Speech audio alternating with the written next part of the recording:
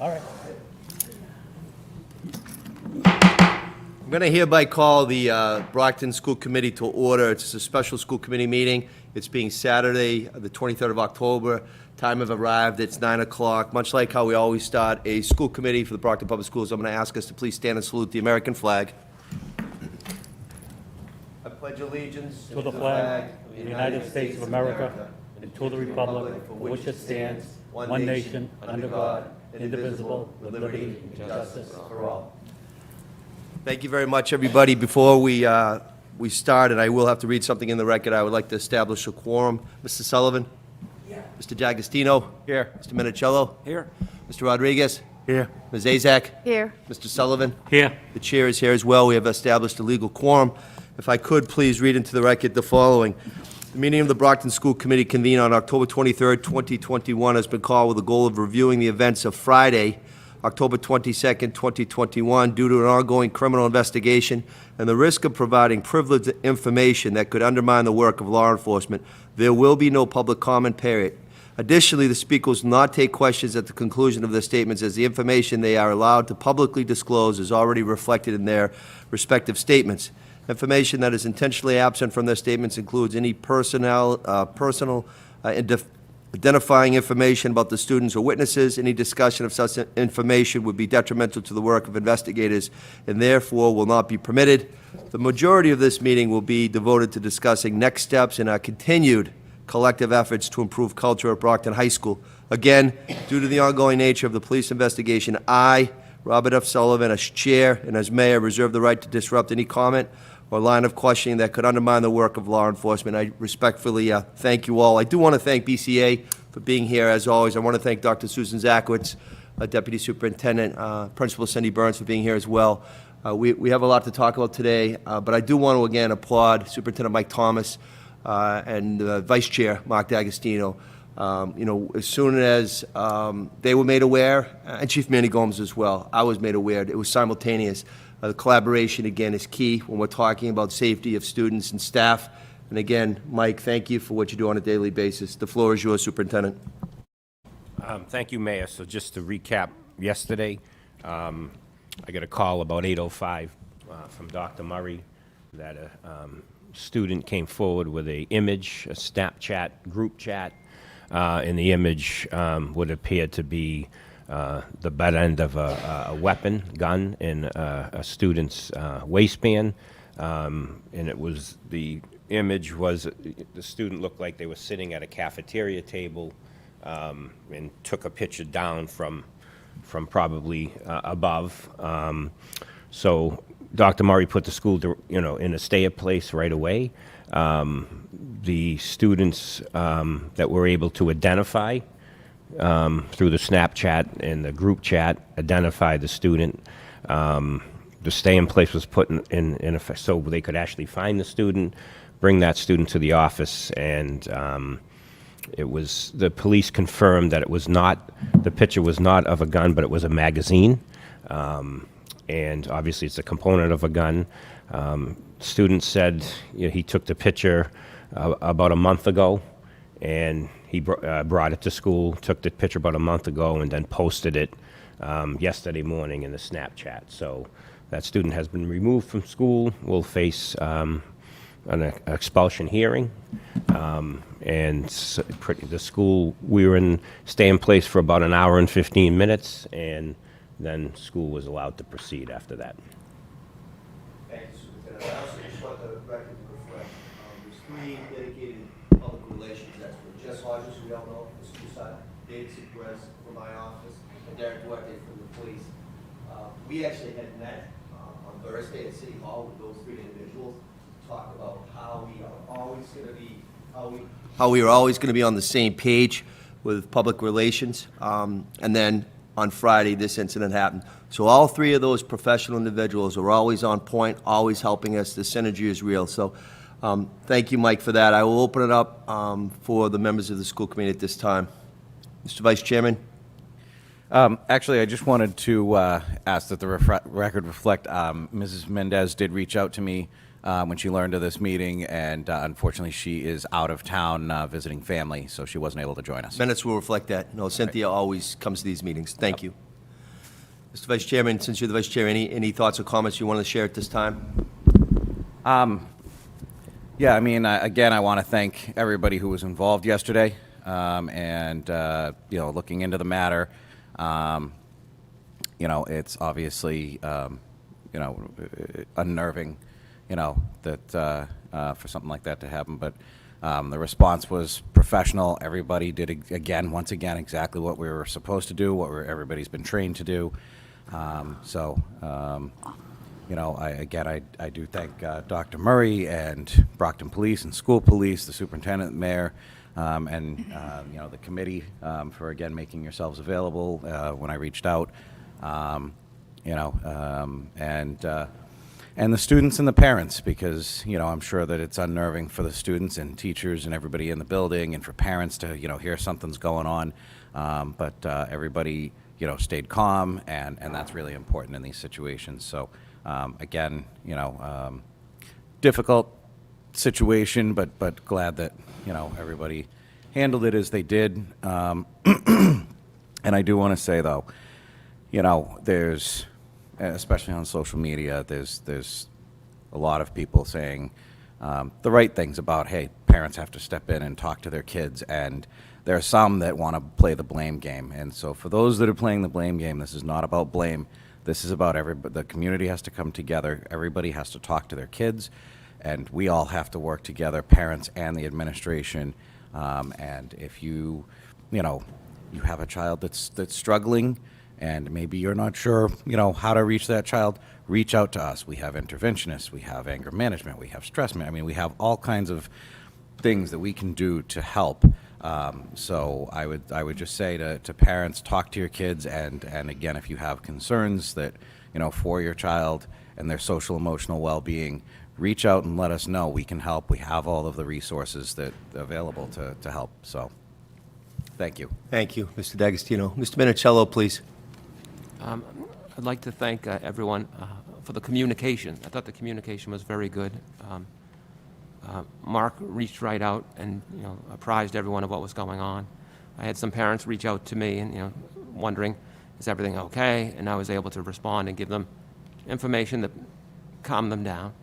I think Mark hit the nail on the head about we're in this together. There might be some parents that feel that some of their children are a little bit out of control and they need some help, and we're there to help them. So if a parent thinks that a child needs some extra help, that perhaps the child is going in a direction that the parent can't handle or doesn't like and needs some support or some assistance, the school system and all of us are available, and we will help. We will reach out, because that's the community that we are. So don't feel that you're alone out there, because if you're alone, bad things are going to happen. Together, talking to people and getting some extra support, that's what will solve the problem. So, we need to do this smartly and compassionately. And I know that the school system, the city, teachers, public officials all care. And that's why we're all upset about this. No one's happy about this, and absolutely not. So, we're here for you, and we're Brockton, and we will resolve this issue, but we got to do it together. So, Thank you, Mr. Minicello. Any additional comments to Sullivan, please? Yes, Mr. Superintendent, I know those 805 was a stay in place. When it ended, I don't know how long it lasted, but did anybody get hurt? The staff or the teachers or the No. students? No. There was no panic situation? No, not at all. Everything No. was calm? Yep. Just like the last one, it was calm. I mean, people obviously are nervous, but they did exactly what they were supposed to do. They stay in place, means that no one can move through the corridors. If they're a student that needs to use the restroom or needs to see the nurse, then a floor teacher is called to the room so they can escort that student to the nurse or the bathroom. So that's all allowed to take place, but obviously anybody leaving the room has to be escorted. And then in a stay in place, everybody is teaching is still going on. So teachers are teaching, classwork should be happening. That's the difference with a stay in place compared to a lockdown. A lockdown would be, there's an active threat in the building, and, you either lock down, or you get out if you could. That's what we've trained for. But no, everything was calm, and then we ended up lifting the stay in place. It was about an hour and 20 minutes. I was just wondering if some kind of a notice could be sent out to the parents that this behavior cannot take place. You can't have a picture of a gun or a photo or a Facebook page We've sent or them. even say it to We'll anybody. continue to send them. I want to be clear that I've had several expulsion hearings over the last 2 weeks, and I'll be clear again that if you bring a weapon to school, if you pull a fire alarm, if you are assaulting and fighting, the law is that we have to provide you with a free public education. Where we provide you with that education is up to me. Right. And it won't be Brockton High School. And unfortunately, I've had some very tough meetings over the last 2 weeks with several students and parents. And I've made it clear, and the message is clear going forward, that behavior like that will not be tolerated. Again, they will receive their education, but will not be at Brockton High School. What about sending out a notice? Just We restating it have, again? but I can send another one. Just to restate it again. Yep. Nothing like that into the school. Absolutely. Thank you. Thank you, Mr. But again, Silver. I also want to add that I've met with not only, unfortunately, students who have chosen to do the wrong thing. I came up and met with a couple of seniors here this week. There were 4 students involved in our community planning team for the new strategic plan. I met with them late on Wednesday, and I've heard from parents. We can't forget those students who are in class every day doing their work. They're frustrated.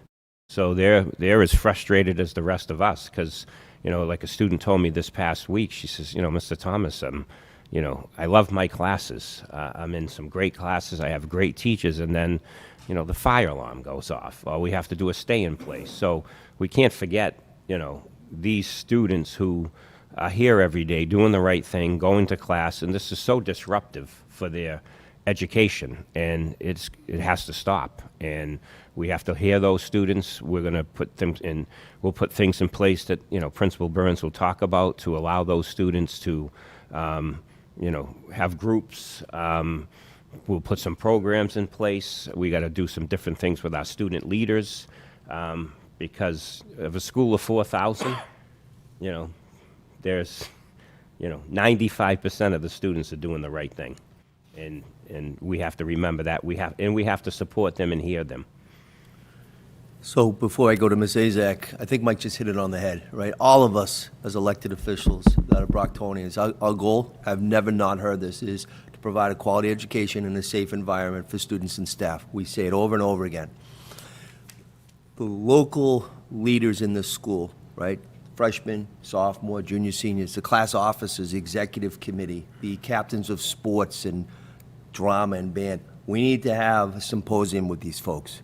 They're here, they're the next generation. We need to do that. So I'll be working with Mike and Mark and Dr. Zach to do just that, to listen and learn. We need to do that. But I will tell you this, the last 2 incidents were resolved in a nonviolent way because students spoke up. If you see something, you say something. So I applaud the students that are doing that. We have a lot of work to do, as a community, as an educational facility. Dr. Zach and I were talking in the hallway. Used to be box of pride, box of pride, box of pride, right? That's what we need to get back. But we also have to have a listening session with some of the youngsters. COVID changed everything, but that's not an excuse. You never bring a gun in, there's consequences. And I want to thank Mike. That's tough when you have these expulsion hearings, but he needs to do it as part of his job.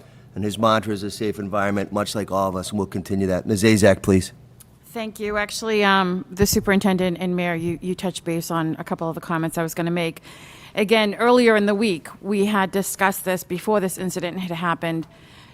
The students that are doing these things are not watching our meetings. They're not following us on social media. I honestly feel we need to approach them in person, go back to the assemblies, smaller versions of the assemblies, and let them know this is what's going to happen. These are felonies. Some of the things that they're doing are felonies. we need to tell them, and we also need to stress the tip line that we have for the students. And again, we do want to commend the students that are coming forward, and we also want to make sure that some of these students that are doing these things, we want them to understand, if you're doing it for your safety, it's okay. Approach us. It's confidential. No one's got, it's better to approach us than get to a certain point where it can affect your future. So just be comfortable with us, approach us, it's confidential. Because all I'm hearing from parents and students is there's anxiety. It's disrupting them during the week, whether they're in classes and stuff. A lot of the parents have anxiety over this as well. We're sending our children you're dropping your child off to a school and you hope that they're safe, and all of a sudden you're getting these alerts. No parent wants to go through that, and it's scary. So as far as the anxiety, hopefully we can find some help for some of the students that are nervous to come to school. No matter how much we tell them they're going to be safe, we can't control someone's anxiety. But again, I really think we need to go back to the assemblies. That's the only way some of these students are going to, we have to keep drilling it. You'll be fine. Just approach us. If there's an issue that you're dealing with at home, friends in a group, they're not following us on social media. They're not watching our meetings. And sadly, a lot of children have families to go home to, but a lot of them don't. And it starts in your home. So the only normalcy that they have, and the only, is coming to our schools. So I really think we need to start. I remember those assemblies being up at Brockton High. We can do them on a smaller version, but that might Yeah, get the I ball just want to rolling. be clear again, Dr. Murray and the deans had those assemblies for every student here in small groups here in the Little Theater throughout September. I mean, we'll do it again, but that did happen. And we can also do it again, and I'll let, when Cindy comes up, we can also talk about the day we did on, was it the half day, Cindy? We did the Stop the Bullying and see something, say something for all students across the school system, which was a great event. It happened here at Brockton High as well, but Cindy will talk more about that in detail, but we can do those assemblies again. Even if it helps one student, rather than have them, some of them, what they're doing is going to change their whole entire, their life. Now, I've noticed it at the schools, the Brockton Public Schools app. I mean, I downloaded the app. It's pretty nice. So is that something where, not a lot of people, if they're at work, they can't access social media, but with the app, will they get an alert? Just like you, because I know we're always quick as far as notifying families. I try to share things if I can. Once it's posted on our Brockton Public Schools Facebook page, just updates as to what's going on. So is that, it'll go We right get to the the app app? and we do the text messages too. Okay, perfect, because I am seeing that, and again, the tip line, it is confidential. Yep. We do not say names and stuff, but they will reach out to the person to work with them and help them, as long as it's confidential. So I just want the minutes to reflect. I got a text from she's a friend of mine. She's a parent. She's an awesome resident. She just wants to know, hi Bob, we're viewing the emergency school committee meeting out now on YouTube. Are our comments visible to the committee? And I just confirmed with the vice chair, we can't see the comments right now. We could check the comments after the meeting because it's real time. So I just want people to know that if you are doing comments, we will get copies of those comments, just so if the minutes could reflect that. Anybody else? Thank you, Ms. Azak. Anything else from any of the committee members? Mr. Rodriguez, please. Morning, everyone. Mike, are we looking at these students that are problematic, that are fighting and that are causing issues? Are we taking data on them? Are they on IEPs, certain we have. programs, mental health? Any of Yeah, that? when they, it's not, when they come in, we obviously, there's different things we have to do if they're on an IEP. But also, no matter what happens with students, again, if they're not going to be here at Brockton High, wherever we put them, they have to go through, we have to follow their IEP, we have to put in, also, it comes with putting things in place, like, not only recommended, like, it's basically, they have to do counseling with the adjustment counselors. There's things that they have to do as a condition of them with when they come back and go to whatever school, they have to follow those things I put in place, and it's always with adjustment counselor. Now, when these kids getting expelled, suspended, is there anything in place where we're notifying DCF to support the family? Or is that something that we should be looking at? We reach out, John Snellgrove, we reach out to, there's BMZ, there's, if they're criminally charged, the DA's office has also supports they can put in place for wraparound services. DCF will only get involved if there's a 51A filed, obviously for neglect. But we're able to put other local agencies in touch with the family to get them support. Thank you. Thank you, Mr. I can Rodriguez. have, the next school committee, we said would have people come talk about Yes. the PBIS, but also have John Snellgrove come and Sharon talk about those wraparound services that we help parents with. If they could also, Ms. Superintendent, just give us, prior to that meeting, some itemization of some of the services, so we could vet those out before the meeting? Yep. I think that would help the conversation as we move forward. Thank you. Absolutely. Mrs. Sullivan, did you have any comments? I just had the parent involvement, just to echo what everybody said about parent involvement is really crucial. And your kids need to see you working with the leaders of the schools in the city. And what you're doing also reflects how your kids feel about the schools. So you have to talk to your kids and make sure that they know how you feel. We have to approach the schools in a positive way. And then our kids will approach the schools in a positive way. If there are issues, like was said previously, we do have services. So parent involvement is really crucial. That's the only comment I have. Thank you very much. Back to you, Mr. Sullivan, please. I'll be real quick. I just wanted to say, to thank all the staff, the teachers, and the superintendent for a job well done. Because you can just imagine if a stay-in-place order, I don't know how it comes, whether it's over the PA or cell phone.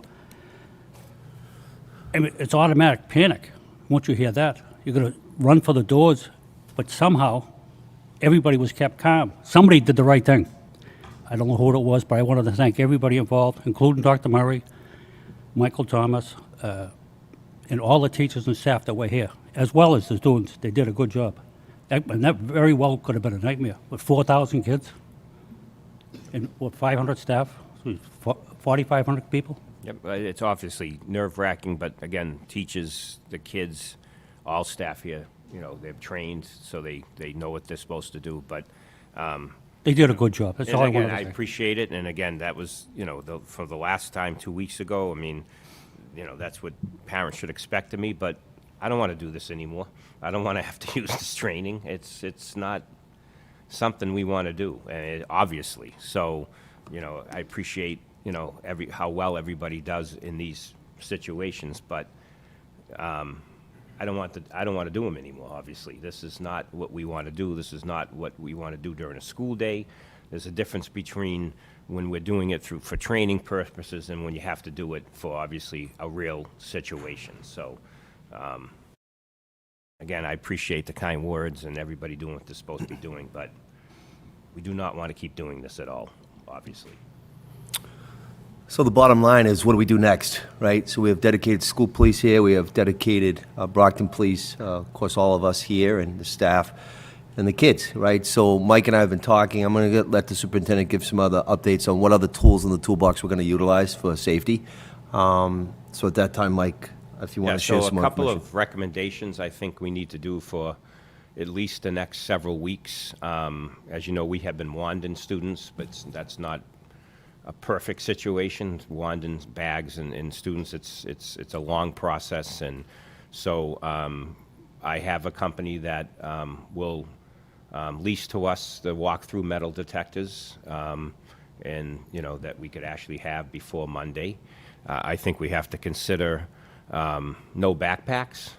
I think we have to, allow a student to have a small bag with one zipper, because there's obviously some private things that people need during the day, but that zipper could be unzipped and looked at quickly.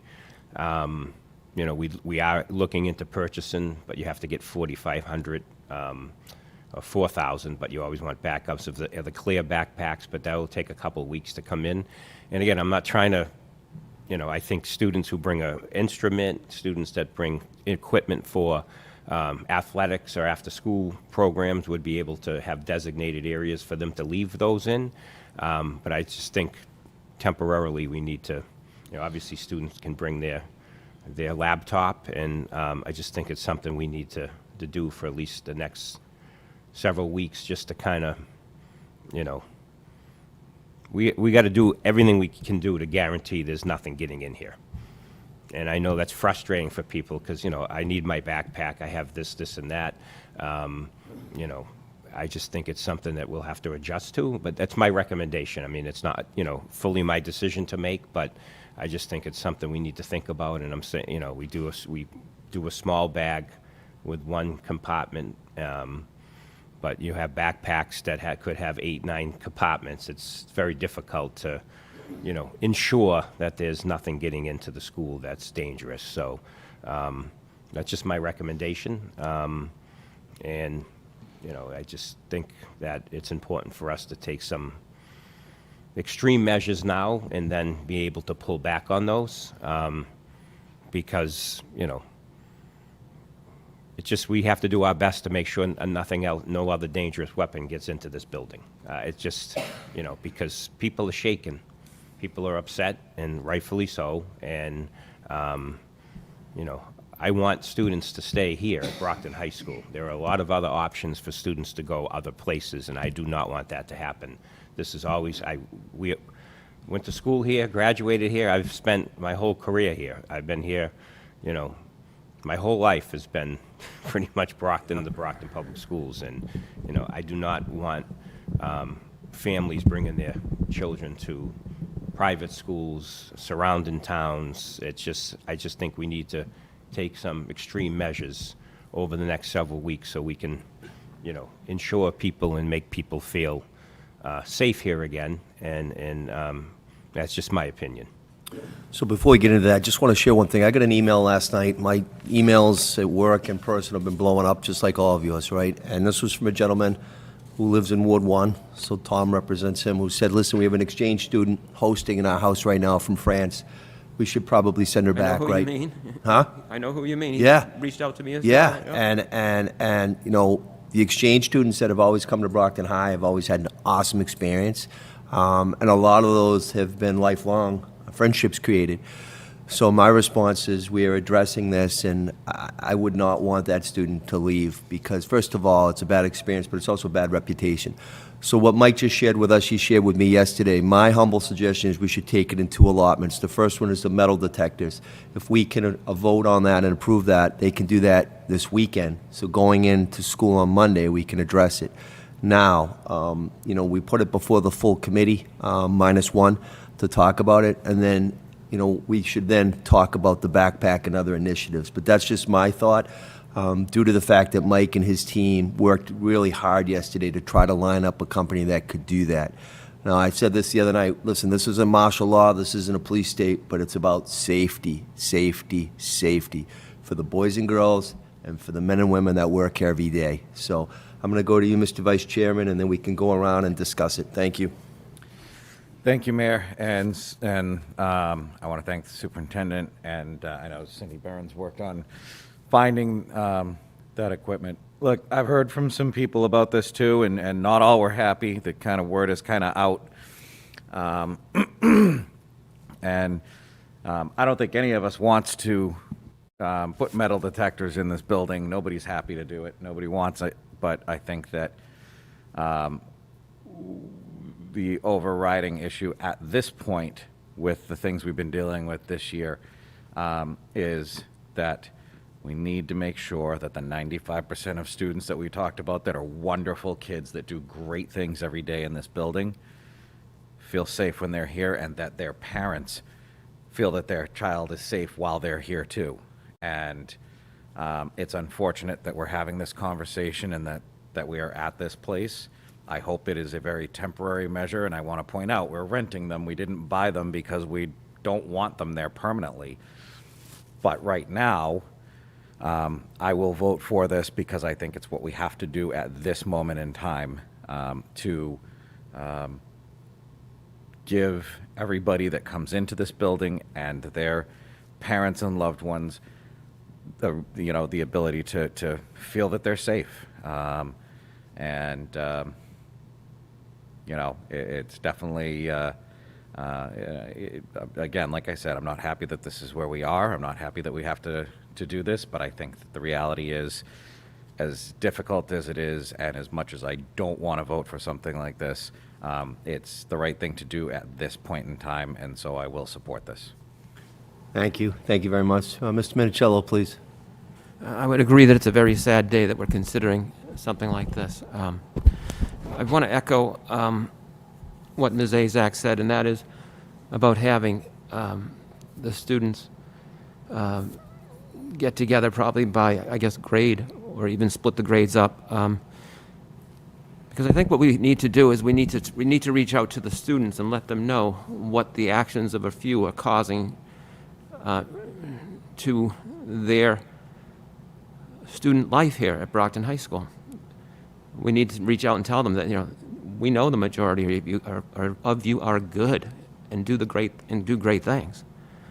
But we also need to make sure you are safe, and that your parents and the community feel that you are safe, and that we feel that you are safe. And that the inconvenience now that we are considering small backpacks is because of a few. And we have to do this because we need to make sure you are safe.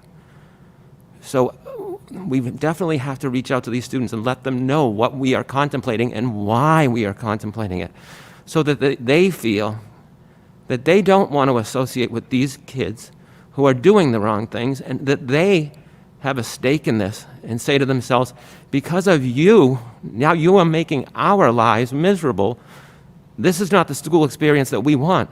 So we need to get the good kids on our team. And I think they are on our team. They don't want this nonsense, but we need to make sure they know they are now going to be inconvenienced for the sake of safety because of these people, these students that for some reason think it's okay to bring or flash a firearm or what have you, and that's not going to be tolerated. Absolutely. So I echo the thought of the vice chair in terms of temporarily bringing in the metal detectors, because I'm not going to go to bed at night if something bad happens, and I'm not going to have that on my conscience at all, and none of us want it. Do any of us want to do this? No way. But I think we're left with, in such a short period of time, what's been going on. It doesn't seem like it's getting. It doesn't seem like it's getting better right now. So, And Mr. Chettle, and we want it to get better, and that's why we need to have the kids in the auditorium and express to them what's going on and why it's going on and how it's going to affect them. And we don't want it to affect them. We want it to go back to the way we had it and the way it normally and the way it should be, the way a school should be. You don't want to be dropping your student off here and think about, is there going to be a weapon at Brockton High School today? That is the furthest thing that I want a parent or a student to think about, ever. But we need to bring everyone on board and tell them why, explain to them why we're doing this, and tell them that this doesn't have to be permanent. Right. It doesn't have to be permanent. But for right now, we need your help, and we need you, and we praise them for doing what they've done, the good kids coming forward, because thank goodness they have. Right. But we need to bring them all together and talk, and we just need to talk, So. Right. Thanks, Tom. And Tom, I mean, Tom's been on the committee obviously a long time, and we've had these metal detector discussions for. Yeah. It's been going on, when things happen, obviously it's gone on, and we've always been reluctant to do this, and I never thought it was a good thing to do. But now, again, we've had these issues, and I think that, we have to do more. But even in And the like 80s, Mr. when we were here, Tom. Oh, even you, when I was me, in school, those they did have the discussions- handhelds. Yeah, Yep, we had they the did. handhelds, and that discussed the permanent Yep. metal detectors. This has been a discussion for a long time, but I agree. when I do sleep, it's, this is the thing you think You sleep? about. Yeah, here. I didn't know that. So again, it's something I agree with Mr. Minicello. It's not something we want to do, but, I can't live with myself without doing everything we can to keep this building safe and make it a place where all students are comfortable with that they don't have to come to school nervous or stressed and have all that anxiety, and parents the same. We can't have it. Thank Has you, to stop. Superintendent. Any other comments or thoughts at this time? I will go to Ms. Azak, followed by Mr. Sullivan, please. Thank you. Actually, like everyone else, I echo a lot of the comments that we're hearing today. Little over 5 years ago, I remember an issue came up and we were debating whether or not metal detectors, and I was against them, and we had a lot of parents that were against them. We don't want our students to feel like they're in jail, but now I'm hearing a lot of parents say they do want them, and the kids want them. They want to feel, just get rid of that anxiety again and know that, okay, you know what, we're going to school. I don't have to worry about issues. So a couple of comments. First of all, the superintendent does not sleep. The other night it was at 1 a.m. I'm on the phone with him. Something came up and we were on the phone back and forth, and we don't usually tell everybody what happens behind the scenes, but we're very fortunate to have you, Mr. Thomas, because I couldn't even go to sleep afterwards, but you were still working till like probably 2:30, 3 o'clock in the morning. We took care of it. We have great communication with our school police, and thank you. Actually, I happened to reach out to Danny Vaughn that night, and he wasn't even on duty, and Officer Vaughn and the superintendent and I were giving some parents a little bit of reassurance that we took care of it right away. And it wasn't anything huge.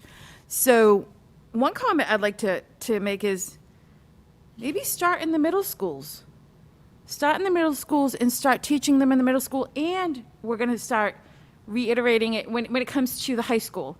But a lot of the students are coming from the middle schools as well, so teach them in the middle schools what you're doing is wrong, as far as what the consequences will be once they get to the high school.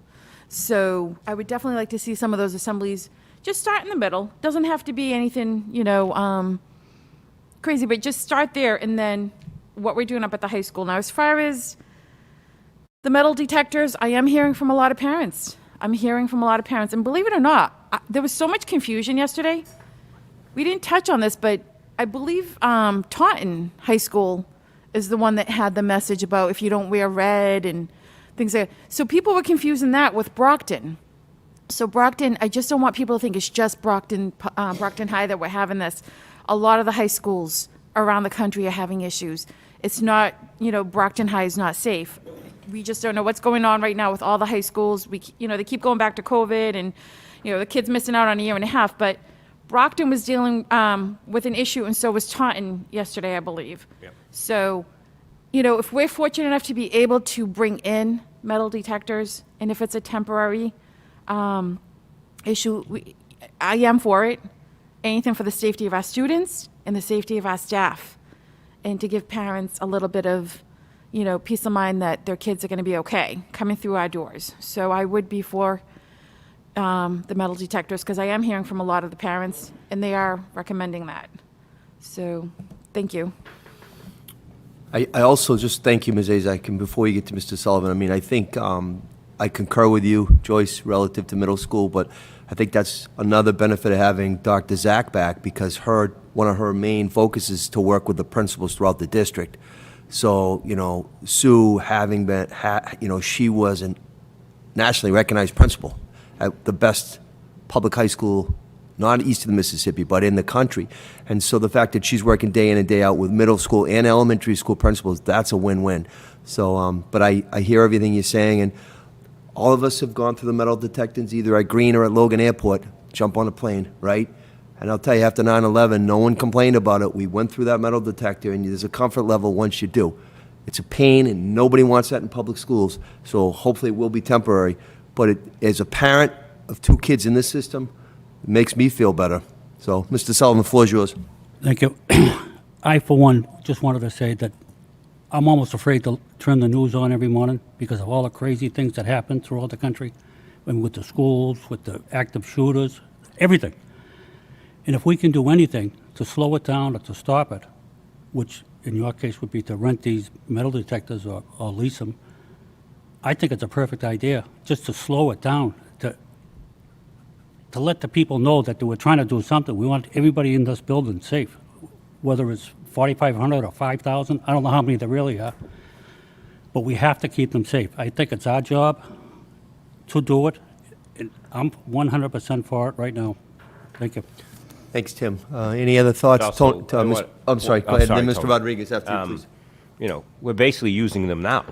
I mean, that's what that's what the wanding is. It's just they're not obviously as efficient as a walk-through metal detector, but, you know, we started using them after the gun incident 2 weeks ago yesterday. So we are pretty much, students are going through a form of metal detection. It's just, again, wands are not as efficient as the walk-through metal detectors, but we are doing that now with wands. But again, it just, you know, I think we have to do more. And again, I'm the first one that said in the press conference that day that I don't want to turn Brockton High School into a prison. That's not something we want to do. It's not the look we want to have. But, you know, for the next several weeks, we need to make sure people are, you know, coming to school here and parents are feeling safe and students are feeling, and staff are all feeling safe being here.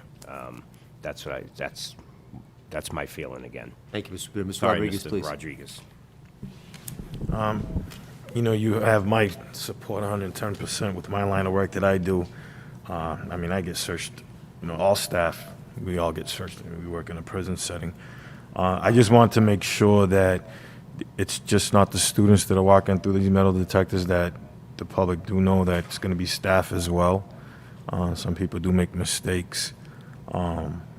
But it is, you know, as Tom said, it's a sad day that we have to have this discussion and putting these things into place, but it's needed. We have to be real proactive and looking at other ways of making sure that these, you know, staff and students are safe at the high school. Quick question. I know we're down on the school police side. Do we have Manny, you know, committing to? Sorry, Tony, I'm having a tough time We hearing have. you. I apologize. Do we have Manny, the police chief, committing any extra staff permanently until our guys come online that we're hiring? Is that something that I'm we going to can say do? yes to that. I haven't spoke to Manny, but yes, we will. I know that the chief has been working every day with Mike on this, but also to have 2 liaisons assigned here as opposed to 1 in the past. So I'm going to say yes to that as the mayor and as chair of the school committee. So we'll iron it out.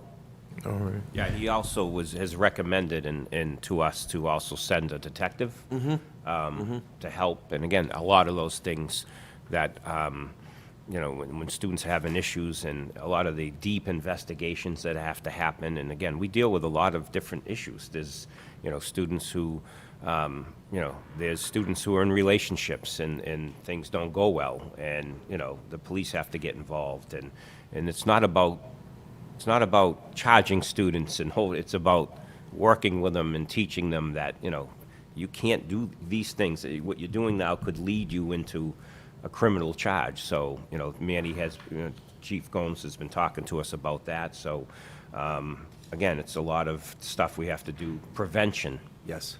Before students, obviously the last thing we want to do is have students charged with crimes. It's just not, no student should have a crime on their record. And again, when we have to charge them, we will, or the police will, and we will report whatever criminal activity gets reported to police. But everything we can do before that to prevent that, to get to that point, we have to do. That's right. One other thing before I asked Mike just a second ago, I want him to give more logistics. What's the cost?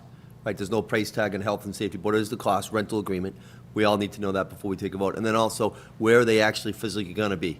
Are they going to be every single entrance at Brockton? Where are they? So, Mike, if you could share that, and then I don't want to stifle this conversation, but this is important. So for 10 of them, Yep. it would be, the rent is $7,000 a month, and there would be one at the main door. Students usually come in one door of their building. The only time they come through the main office door is if they're late for school. So there'd be one there not only for students coming in, but also all the visitors coming in as well, to come in to dismiss students during the day, or anybody that's coming into to the building to provide a service. Then usually now students come through one door, and that of each building. So they come, you know, each house has one door open. Now they'll have two, so there'll be two in each of the entrance doors of buildings. So two in yellow, two in azure, two in red, two in green. And then we would have one that we could move around.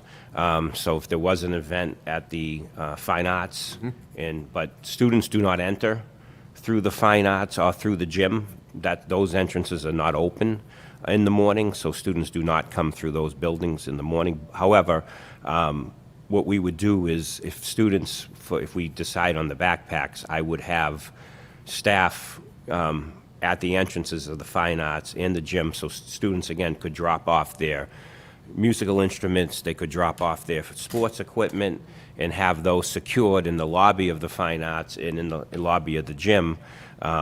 And so they would have those for their after-school activities, or if they obviously could grab their instrument if they had a, you know, band, 6 periods. So again, we don't want to limit students who are coming and need things to bring to school, but, you know, I think if we, that would be how students would enter. They enter now through one door of each house, and now it would be 2 doors of each house. Question was asked to me last night, would we consider doing this as well at the 2 entrances at Marciano when we have sporting events there as well? And I didn't have an answer. I said, everything's on the table. Right. So, Yeah, I mean, these can be moved. You just have to run electricity to them. Okay. So we can use them anywhere we want. Okay. So if there was an event at night or on the weekend and we wanted to use them at Marciano, we could move 4 or 5 of them out there. Okay. You know, that would something we could obviously do. thank you. That's good information to have. I'll go back. I think, Joyce, you had a follow-up, please? Thank you. Actually, that touched base on one of the questions I was just going to ask the superintendent is, because I know a lot of times students have the privilege to be able to leave their building during lunch. And my concern would be is, well, what if something's outside and they bring it back in? So knowing that there's the detectors, and again, you know, it's not like they feel like they're, you know, in jail. We go to concert events, we go to sporting events, we walk through metal detectors. So it's not, and it's an extra precaution. So I would definitely recommend, especially where, you know, we're seeing some issues at some of the events, to have them at the stadium as well. You can't be too cautious this day and age. So if they are portable, that's wonderful. But what would the cost, I mean, we're talking about, I don't want to put a Band-Aid on the issue. I want to just make sure we take care of it. What would the cost of purchasing, if we're spending $7,000 a month on each one of them, does it make sense to purchase them? We can, I mean, again, I wanted to look into this temporarily, and I didn't want to, obviously, I didn't want to tell the company what we were doing until, obviously, the committee had to vote on it. So I didn't look into a purchase price. I mean, I can, but I didn't look into one. Okay. So, No, but I'd just be I curious. can have Officer Vaughn look into what a purchase them would cost. Or if they do like a lease to own of yep. some sorts. Because, I mean, look, I don't want to go back to the busing, but it was just cheaper for us to purchase Yep. them No, rather than lease them. So Yep. sometimes if the price point is not as you know, Yeah, I it could might definitely- make more sense, you know, instead of Yep. spending $100K, I mean, just for a few months, if they're about 7,000 or 8,000 a piece. And Yeah, I we're can already going to have definitely- like 9 or 10 of them. So I would definitely probably look get a into seeing. price. Yeah. Thank you. Yep. I guess another question would be, would we also entertain, and I'm not saying we're doing this now, but if we do this, would we also entertain this at other schools within the district, the middle schools and the like? So again, I think this is just one step in many steps that we have to do collectively, collaboratively. The price point, $7,000, it's a lot of money, but for 10 units that are movable, I Is that thank you. 7,000 for all 10 units or 1 unit? No, all 10. Okay. Yeah, yeah, Yep, yeah. 7,000 all Yeah, 10. yeah, it's not 70 grand, it's No, $7 no, grand. 7,000, no. Oh, it's 7 grand. No, I would never, no. With my negotiating skills, I would never allow us to pay that kind of money. Ever, no. Joy, when Joy no. speaks, I listen. No, 7,000 for the 10 for the month. No. No, but it's a good question to look at. I don't know what No, the no, it's a good acquisition price question. would be, but we'll look into that. Thank you. Any other questions? Mr. Minicello, please. Can we be, perhaps we're already doing this, but can we be a little proactive and assemble a team, I guess, to meet with some of the kids that we think are at-risk kids here at the high school and really try to get them in some sort of intervention. I mean, I remember I was listening, listening on television to the night when the parents were coming and speaking about their concerns, and one of I think it was like the second or third to last person said there's no opportunities here in Brockton for students. And I kind of disagreed, because there's no job opportunities for people in Brockton, for students in Brockton. I'm like, really? Everywhere I look, there's help wanted for positions. But I guess what I'm saying is, are we already doing that? If not, can we get some sort of an intervention team together and put some supports in place? And perhaps look at see what the needs are of these kids. If some kids are need jobs, see if there's something we can do to. I mean, the mayor has, I think, people in his office, job placement and resources, and the mayor's always willing to pool together with us. So, I mean, if we could sort of put sort of an effort together to address some of these kids and go after them instead of waiting for something bad to happen, just be a little proactive. But then again, you might say, yeah, we're already doing that, No, Tom. I mean, we can do more, but definitely do But sort more. of, maybe We have put Gary a little Gillito, put a plan together. Really try to take some steps to address some of the needs of some of these kids before they do something that will send them in the wrong direction and gives them a ticket out of Brockton High School. Because we both know, Mr. Thomas, when these kids realize that they're leaving Brockton High School, all of a sudden they become so meek and mild and like, wait a minute, what do you mean? I can't come back here? They all want to stay here and they all want to come back here. So. Absolutely. So we want to get them so that they're not going to get the ticket out. We want to keep them here, and we want to keep them Absolutely. productive, so thank you. Yep, prevention's got to be number one. So the other thing is we talked about, we're going to meet with the student leaders, right? I actually had a meeting this week with 20 pastors, and I know one of the pastors, Louis Lemieux's here, but he's also a parent. We need to continue that. Their outreach is a lot greater than all of ours as well, right? So anything that we can do to leverage what you're saying, Tom, the fact that Gary is on board now, much like how Dr. Rick does it, he comes in and gives us updates, right?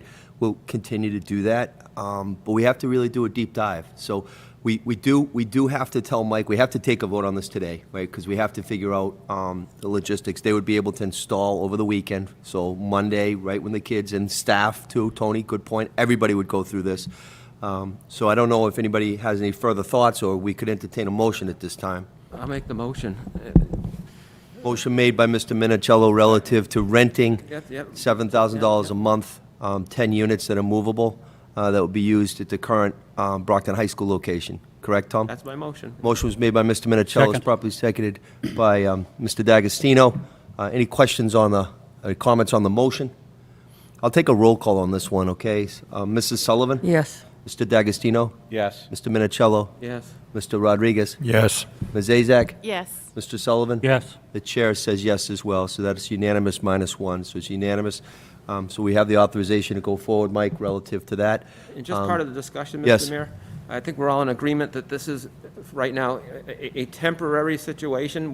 This is not a permanent decision, but we will revisit this and assess, as the future, what the future holds is how we will meet it and make our decisions. But this is not a permanent situation, but something that we need to do right now in the I moment. also think that we would ask for weekly, if not bi-weekly updates to make sure what was detected. Was a pair of scissors that cut your nails detected? I mean, they're going to detect stuff, and we want it results-driven as well, Sure. right? So we will ask that. I also had asked Mike, and I'm sorry, we should talk about this so that the people watching, who monitors this, right? Like when you go down to Yawkey Way, right, you have some people there watching. Who monitors this, Mike, at the...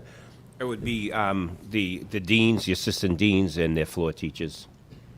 Okay, They will be trained to operate these devices? Well, they're doing the wands now, and then, yep, we'll have everything in place for Monday morning. It's actually, they're a lot easier it's a lot easier than the wands are. so let's talk about this as well, though. So we've already ratified the vote, but you're going through Logan Airport, something beeps, they take you into a private room, right? How does it work here? If there's a student or a staff member that gets ding, ding, ding, what's the protocol on that? Then it would, obviously, they would ask them if they go had into a anything, separate and then they area. would take them to a separate area. Okay. Yep. Any questions on that? Ms. Azak, please.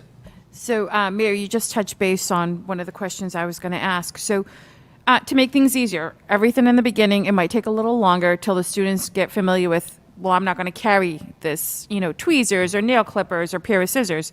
Do we just have like just a quick little list? I mean, things that sometimes people don't forget. I have things in my pocketbook and I forget about them. So just a quick list to just try to expedite. I'm sure this next week will take a little longer until the students get Yep. adapted to getting through the metal detectors. Now, when they say they take them aside, would they use the wand, or how would they? They would have the wand as They well. would have the Yep. wand. Okay. And again, I'm sure we'll have a few issues, and then until they realize what to bring and not bring with you to school, Right. I think it'll get a little faster, because I'm seeing pictures online, like, lines down, things are taking longer. We're going to expect things are going to take a little longer the first couple of days till everyone gets used to getting through the detectors and knowing what not to bring with them to school. Yeah, the difference is at Logan Airport, if you have nail clippers, they actually take them and Oh, throw they them out. At Brockton, we would actually put them in a bag, and then their personal property, we give them back at the end of the day and tell them not to bring them again. Thank you. So they would not lose their personal property unless it's a firearm or something that can create malicious damage. Thank you. Do we have to discuss the bag situation too, or is that? Yep, yeah, I thought that would be second tier, and then, of course, we want to have Principal Burns talk to us as well. But, so we have ratified a vote on that, so we gave Mike full authorization to work on that over the weekend. The next issue is relative to what Mike had shared with us about modifying what bags can be brought inside by students and staff into the interior of Brockton High School. So I'll open it up through Vice Chair again. Thank you.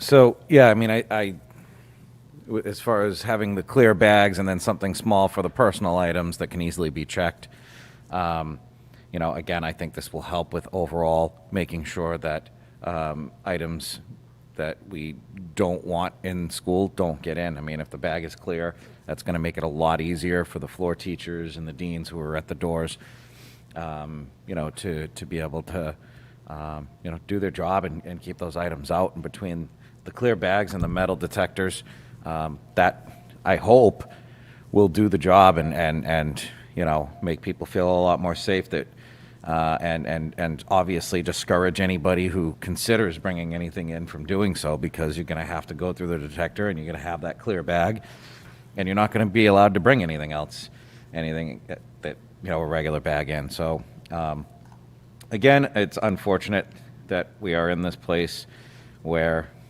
we have to say you have to use these bags and you can't use your own that you've might like for different reasons. But again, it's just where we are right now, and it's another measure that we can put in place to ensure the parents and the students that they're going to be safe in this building. So again, like the metal detectors, not something I'm happy to have to do, but I think at this point in time, it's the right thing to do and something we need to do, and it's a measure that will again give us another layer of ability to ensure that dangerous items aren't coming into the building, and be able to stop those items before they get very far. So yeah, I would support that purchase. Do you have a number, Superintendent, on how much that's going to cost? The clear bags, Melinda found them, a place called Tiny Print. You could put the logo on. The issue was getting 4,200 of them, 4,300. German on that, too. And I believe they're on contract, state they are on contract. state contract? Yep. So basically, to get 4,000 of it, it's going to take 4,000 of them would take. I believe they said they would be in right around the middle of November, 2 to 3 weeks. But in the meantime, I said we would allow smaller bags with one zipper, Right. where they easily can be unzipped, and obviously there are things students have to bring, personal items. course. That obviously would be allowed, and but that when the clear backpacks come in, we would give one obviously to every student, and those would be the backpacks they would be allowed to bring, where they would be able to carry more things. And it's going to be an adjustment, and it has to be an adjustment by teachers as well. because obviously if the student can obviously be carrying a book into school, that's not anything that's obviously an issue, or their laptop. Right. But it will be an adjustment for the first couple of weeks because, obviously there's some students carry backpacks that weigh, they seem like they weigh 50 pounds. I mean, I pick up my daughter's backpack and it's ridiculous how much it weighs. So, we want to make sure students have what they need, obviously, to do their work. So there's going to be an adjustment, but, that's, again, something once we get the clear ones within 2 to 3 weeks, they can hold like a lot of items. Okay. Thanks, Mike. Yep. Thank you for that, Superintendent. Yeah. So again, I'm sure I won't be the only one that feels this way. Not a measure that we're happy about, but I think it's something we need to do, and so I will support acquiring these backpacks and distributing them and requiring them to be used by all the students that come into the building. We're not the only district that has taken this measure. My understanding there are other districts that do the same thing for the same reason, and again, it's just it's another option, another tool we can use to ensure that the building is safe for the majority of students who do the right thing every day. I want to keep stressing that we know that, and to them I apologize that this is where we are, but I know that I hope that it will give them a greater sense of safety too, and certainly their parents. So I'll vote in favor. Thank you, Mr. Vice Chairman. Any other thoughts or comments? Mr. Sullivan, please. Yes, Mr. Super, I just wanted to, if this is going to start Monday, how are we going to let the students and staff know that's going to be happening? We'll do a series of phone calls and text messages this weekend. I was just thinking of that electric sign out front and post it out there. Yeah, Jess will put the message on the electric sign that's out on Forest Ave as well, but also we'll send text messages and phone calls. To everybody? Yep. So everybody knows. It's going to be slowed down enough as it is without Right. people not knowing. Right. Oh, no, they'll get calls this weekend, detailed calls about what to expect. Okay, thank you. City side, again, Davis and Prez in my office will work with Jess. We'll really market that as well on the city side, social media and, yep. Another thing I just want to share with all of you, we'll be working, Mike and I are going to be working with IT on the school side, IT on the city side, Bill Santos, put additional cameras outside of schools, specifically Brockton High right now, because there's a lot of way to get in here. And again, it's out of abundance of caution. That's what we have to continue to do. And we have the funds right now to be able to do that. So we'll address that. If there's no other comments at this, Mr. Rodriguez, please. Mike, if you could just look into Mass Corps with the bags. We've bought a few things from them. Yeah, so their actual main Yeah, facility we have is we at have a my- contact with them. at my facility, and All right, good. when I walk through the building, I see them actually. They make these bags. Oh, they make all it for right. us because we have to have clear bags as well. All right, So if you look at that, that's so good it'd be some because we've bought cost a lot of PPE from them. Yeah. That's great. All right, I'll have. Yeah, we have a contact. We'll call them. So Mr. Rodriguez actually just confirmed one of my questions is, can we have maybe a different bag for our staff? I mean, we have to lead by example. If we expect our students to do that, maybe do something a little different for the staff. I'm sure they have to carry bags and stuff, but if we're going to do it for one group, should be anyone coming in the building that's working here or studying here. But they don't have to be backpacks, but just do something that Yeah, there's a bunch of can different separate the options. staff from the students. Just something, they can put their work in. I'm not sure how everyone else feels about that, but I just figured if we expect our students to, and we're going to touch base on these maybe a little later. Biden? The cell phones, once we do this, can we just touch base on the cell phones? Because the handbooks really say they're not supposed to be using them in the classrooms, really during lunch. And I remember that was a few years ago. That came up, whether or not we take the cell phones. I don't want to go off topic. Yeah. We'll just, yep, but absolutely. base with yep. Anything that anybody from the school committee wants to talk about today, it's on the table. But there isn't a motion yet, right? You said you'd make a motion relative to the acquisition of these. Yeah, I'll make a motion to approve the superintendent to acquire, Mike, you're looking for 4,500 or 4,000? I wouldn't even do a hard number because if we're going to buy them for staff, I would yeah. just say So, acquisition. All right, motion to approve the acquisition of clear backpacks. There's a motion on the floor. Is there a second Just a question on the motion? The cost of these bags, is that going to be turned on to the Brockton Public Schools or the people themselves? How is that No, going to work? us, we would buy them for them. We're paying for it? Yeah. Okay, I'll second that motion then. That was a good question. Thanks, Tim.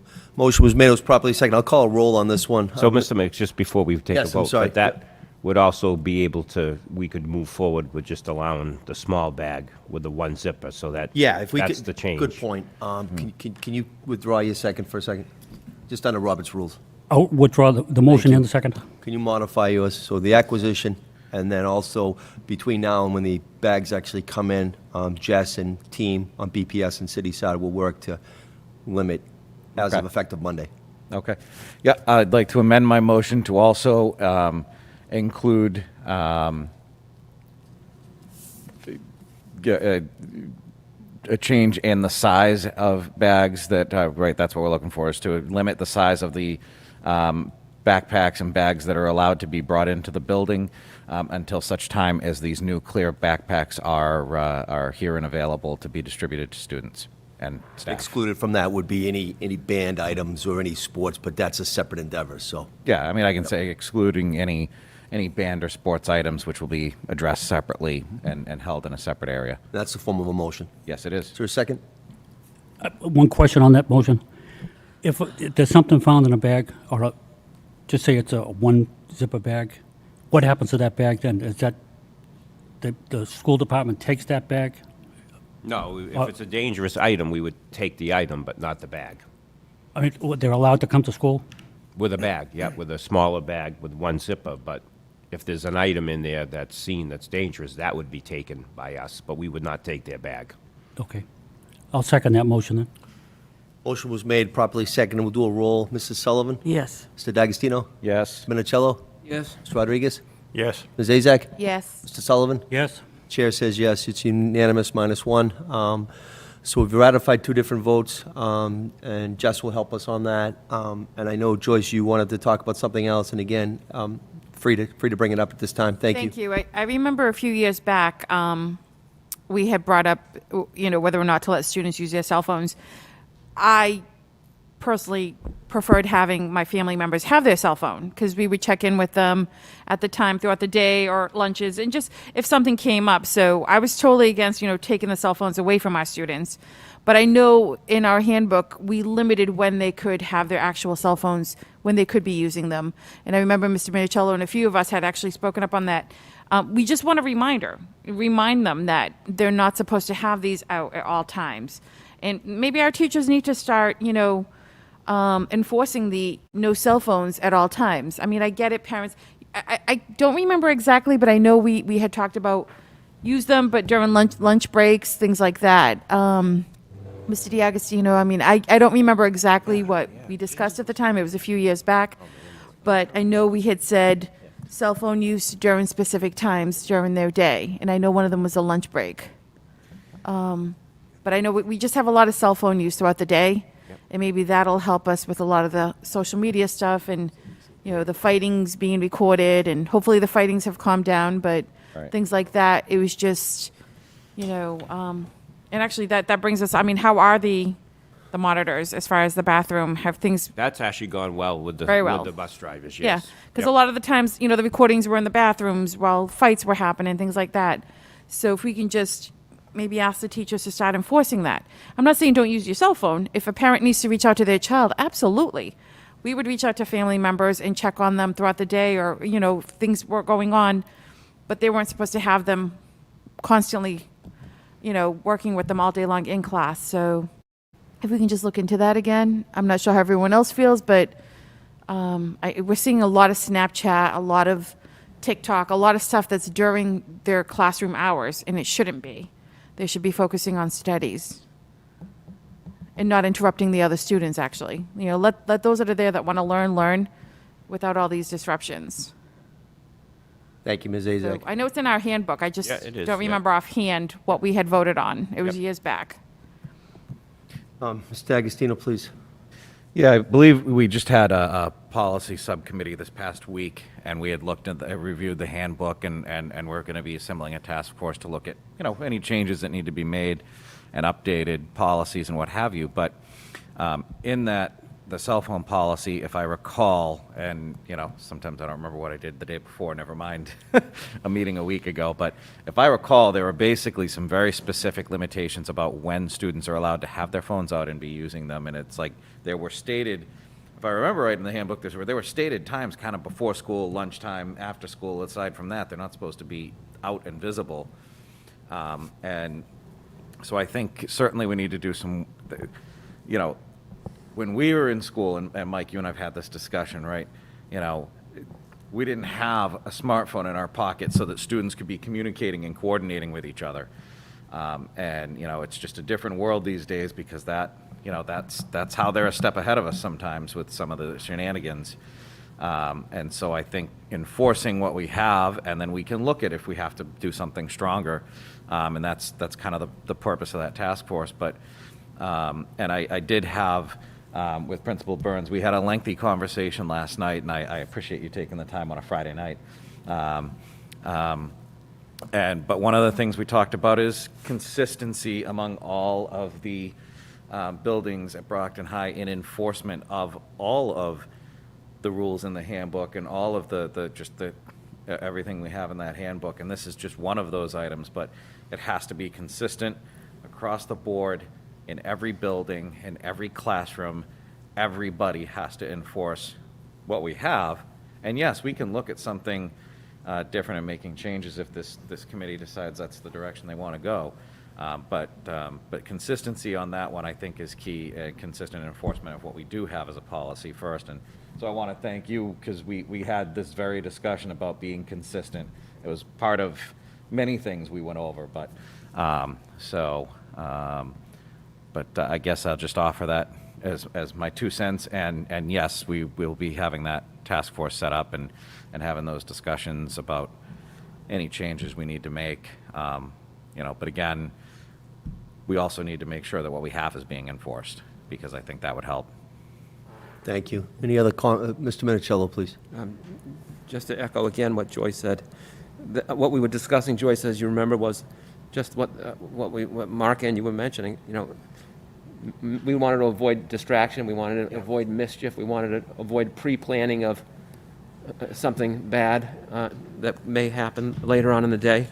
And that was one way to try to cut down on the distractions. But I think that Mark just hit on something with regard to the consistency amongst the buildings. And again, that the other night when a couple of the students were speaking, they were saying how, you know, certain things are inconsistent building to building. You know, when kids are coming in, kids in this building are being sort of warned more thoroughly than this building, what have you. And I think that's partly the problem. And I think that the teachers also don't know what the consistent, I guess, repercussion or cause and demand or cause and effect is going to be. Like, so let's say a student is using their cell phone out in the hallway, and a lot of teachers, I don't think, really want to confront the kids, because here we go, another argument, another situation that's, that's going to take up, their day, and they want to get to, what they want, really, what they're getting paid to do. They want to teach the kids. They want to get in that classroom and they want to, teach the lesson. And now, here's another situation like, oh boy, now I'm going to have to confront and take up time doing this. But I think that what has to happen is there has to be consistency, so that when a teacher, the teacher knows, okay, if this kid's going to keep using the cell phone, there's going to be consistency when what the outcome is going to be. I'm going to call down to my dean or assistant dean, and no matter what house, this is what's going to happen.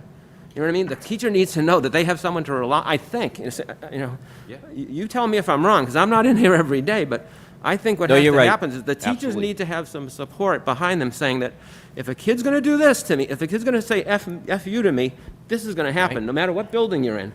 If a kid's going to consistently use that cell phone, and the teacher is going to, have to deal with it, when they call down or whatever, it doesn't matter what building they're in, this is what's going to happen to these kids, so that these teachers know what to do, because if it's going to be so haphazard and loosey-goosey here and there, they're going to say, I'm not getting involved with this. Why am I going to do this? Why am I going to confront this kid here if I don't know what the hell's going to happen here? And I'm just going to create a bigger problem here. So I think that Ms. Burns, I think that you have to have a school-wide meeting with the teachers, and there has to be, your internal policies. If this is happening, this is what's going to happen. It doesn't matter if you're, and this is how we're doing it in all the buildings, across the board, so that they know what the outcome will be, and so that there will be order, so that there'll be consistency and order, and the teachers know that there's going to be support when this is happening. You're not going to tolerate an FU to the teacher or this or that. So, Take Cynthia's and just Right. and this is what the outcome will be. just flip it down. Yep, I agree 100%. That's in consistency amongst the buildings and the consistency amongst what we do as staff is all. It also ties into the climate and culture. It's like that's how you change the climate and culture, where all the messaging is the same. Everybody's enforcing the rules the way they should be, and in providing support for students when when they need. Obviously, that's the most important. The That all staff has to knows be that in concert. Right. This type of behavior, like this particular, swearing at a teacher, this is what's going to happen to that kid. Consistently using your cell phone, this is what's going to happen to that kid. So that there's no guessing work here. This is the outcome. It doesn't matter what building you're in. And the teacher can rely on that and say, okay, I'm going to do my job. I'm going to try to keep law and order, not law and order, but, keep things orderly and keep things organized and keep things moving. And they're not going to be like, oh, what the heck's going to happen if I confront this situation? They need to know what the outcome is going to be for whatever situation they're going to deal with, so it's like, this is it. You fight, this. Right. You swear, this. You steal, Absolutely. this. You're out and you're consistently late. You're late 3 or 4 times. This is what happens. End of story. There's no guesswork. It's boom, boom, boom. There's got to be some judgment, of course, but Of course, but but- there needs to be uniformity, and there needs to be Absolutely. known outcomes for the staff, so that they know what the cause and effect is going to be. Absolutely. No guesswork. Joyce, you have a follow-up? I just have a quick comment. So we're preparing them for the real world. And if they can't follow rules in high school and see what the consequences are, I mean, when I was at the law firm, I couldn't sit there on my cell phone. I'd get written up. And if I swore, I'd get written up. So yeah. I mean, we're preparing them. So again, it starts in the middle. We're preparing the middle school to get to the high school. We're preparing the high school students to get out in the real world and go to college or get out in the working world. So in a way, we might be helping them by being a little firmer and, abiding by our rules. But definitely with the consistency, because if one student sees one kid get away with it, and then that I would tell them, speak up. That's not fair. Everyone, if someone's breaking a rule, then they should be spoken to, and it's got to be in all the buildings. But definitely what Mr. Manicello and my colleagues are commenting on today. We definitely need to see consistency. And we want the students to speak up. Again, it's confidential. We want to know, what they're seeing, and make sure things are being done properly for them. But thank you. Thanks, Ms. Azak. So, Mr. Rodriguez, please. I know we're digging into the policies and making sure, but I think there needs to be a stronghold on enforcing that cell phone policy. There has to be zero tolerance, because this is how all this information is going out. I mean, in school hours, but outside of school, they're going to share what they want to share. Also, we have to take a look at the busing. Yesterday I seen a post where There's a fight. yeah, Yep. does that individual belong on that bus? Is there a way for the They do bus lose drivers? their bus privileges. For, I mean, far as, these bus drivers knowing who belongs on the bus and doesn't belong on the bus, because, I did it, I'll be honest, when I was younger, because I wanted to go to my friend's house and I just jumped on the bus. My parents didn't know where I was, but, we have to make sure that that's looked at as well. Also, on the school police side, I'm gonna put my law enforcement hat on, thinking proactive what we're gonna do. I think there needs to be, I know on the city side with the canines, they just added some dogs. I'm happy for that. I think that on the school side, we should have some permanent canine officers. These are not, attack dogs, and these are, calm, passive dogs that, with drug detention and whatever other training that these dogs will do. There's a variety of that. And I would also like to, I know we've had some conversation to see, you know, a licensed mental health doctor hired through the district to look at, you know, not just the students, but the staff as well. Because mental health is, you know, is number one these days with anything. So I would like to, you know, move that, you know, for the school district to look at that. Thank you, Mr. Rodriguez. I think it would be appropriate when who chairs public safety again? Tim? Do we have one set? Did we set one the other night? No. Maybe we would do that to have an update from Chief Gomes to talk about stuff that Mr. Rodriguez talked about. We should probably do that in short order. At this time, I'm going to have Cindy Burns come up to sit. And one thing I just said to Mike, I'm going to have these made up for Dr. Suzakowicz. I'm going to have it made up for Cindy Burns.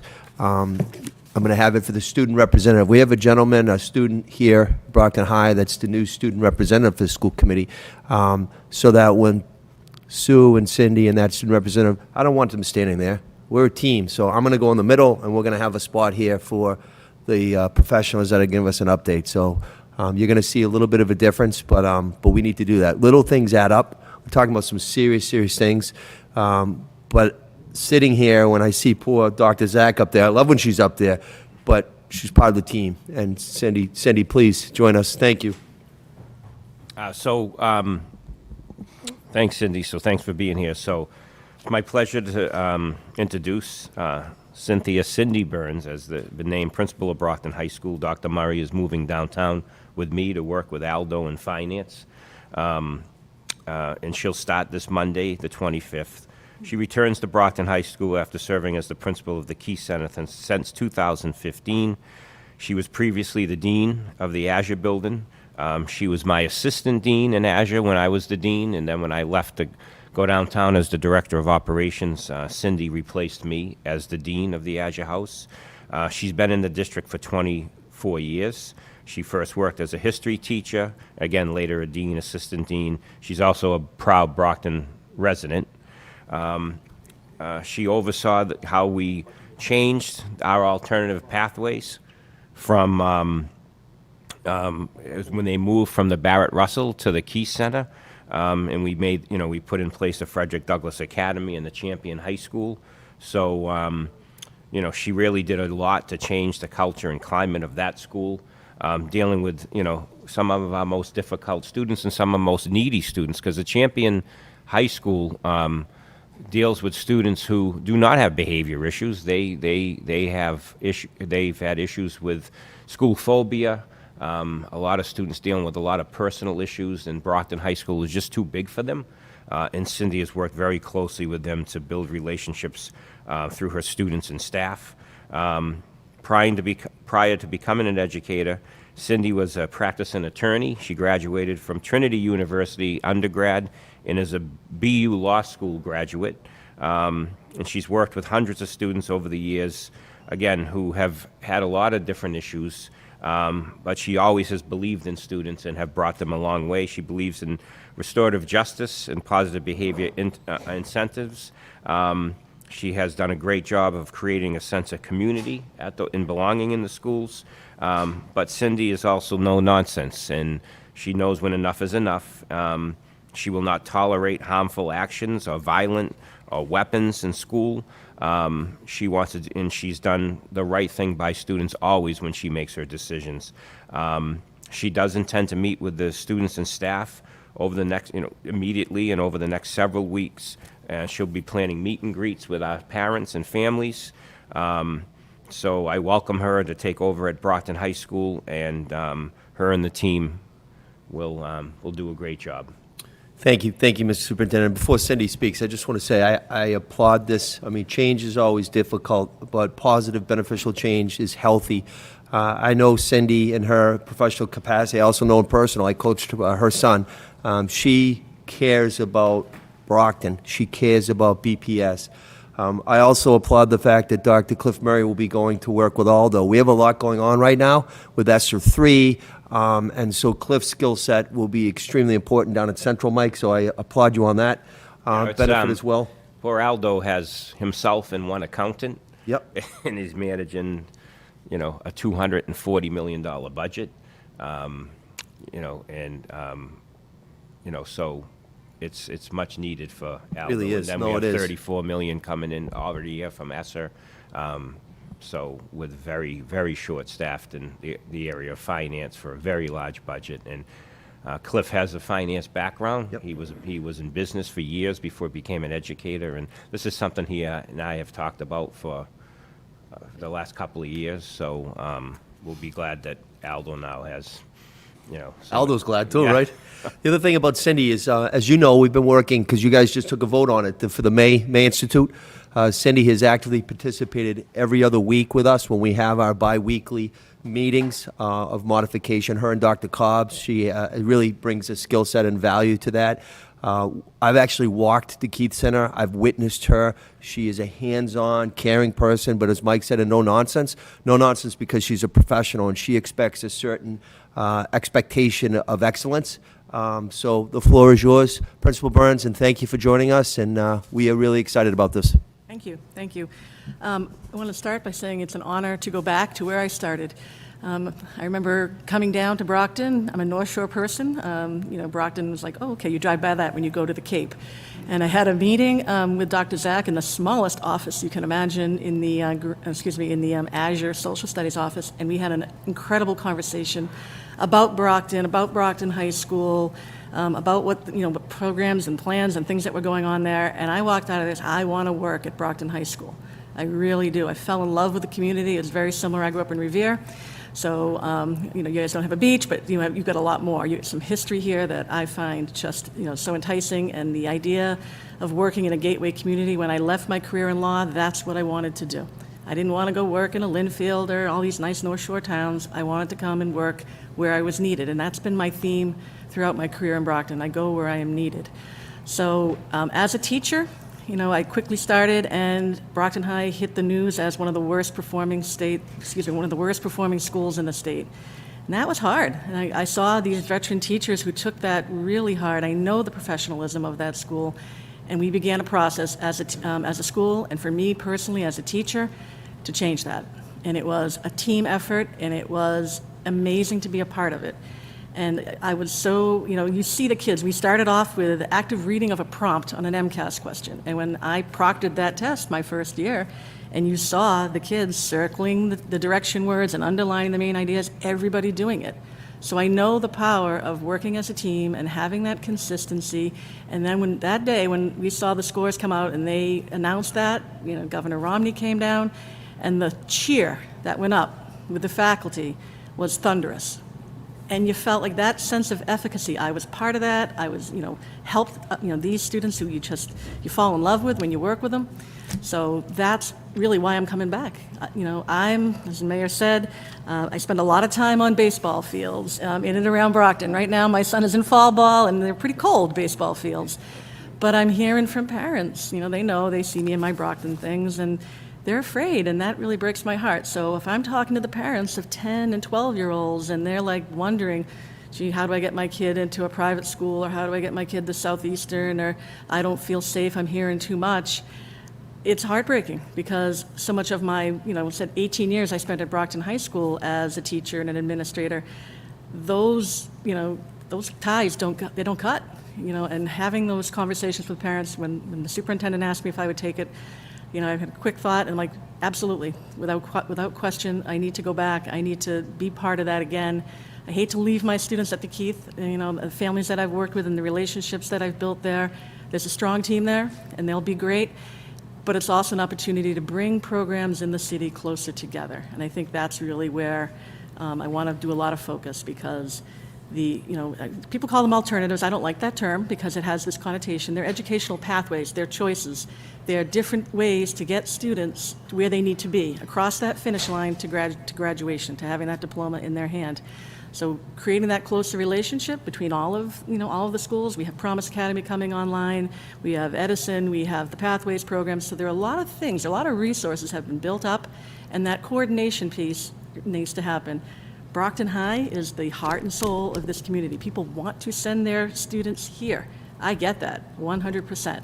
But there's also other options. And when it doesn't work here, let's find a way to make it not a negative, but to make it really this is a great opportunity, and to meld the opportunities. So if a student, right now, if a student at Champion wants to be on a sports team at Brockton High, we make that happen. You know, Mr. Thomas is very great with the buses. I have students that leave at the end of my school day and come over and participate.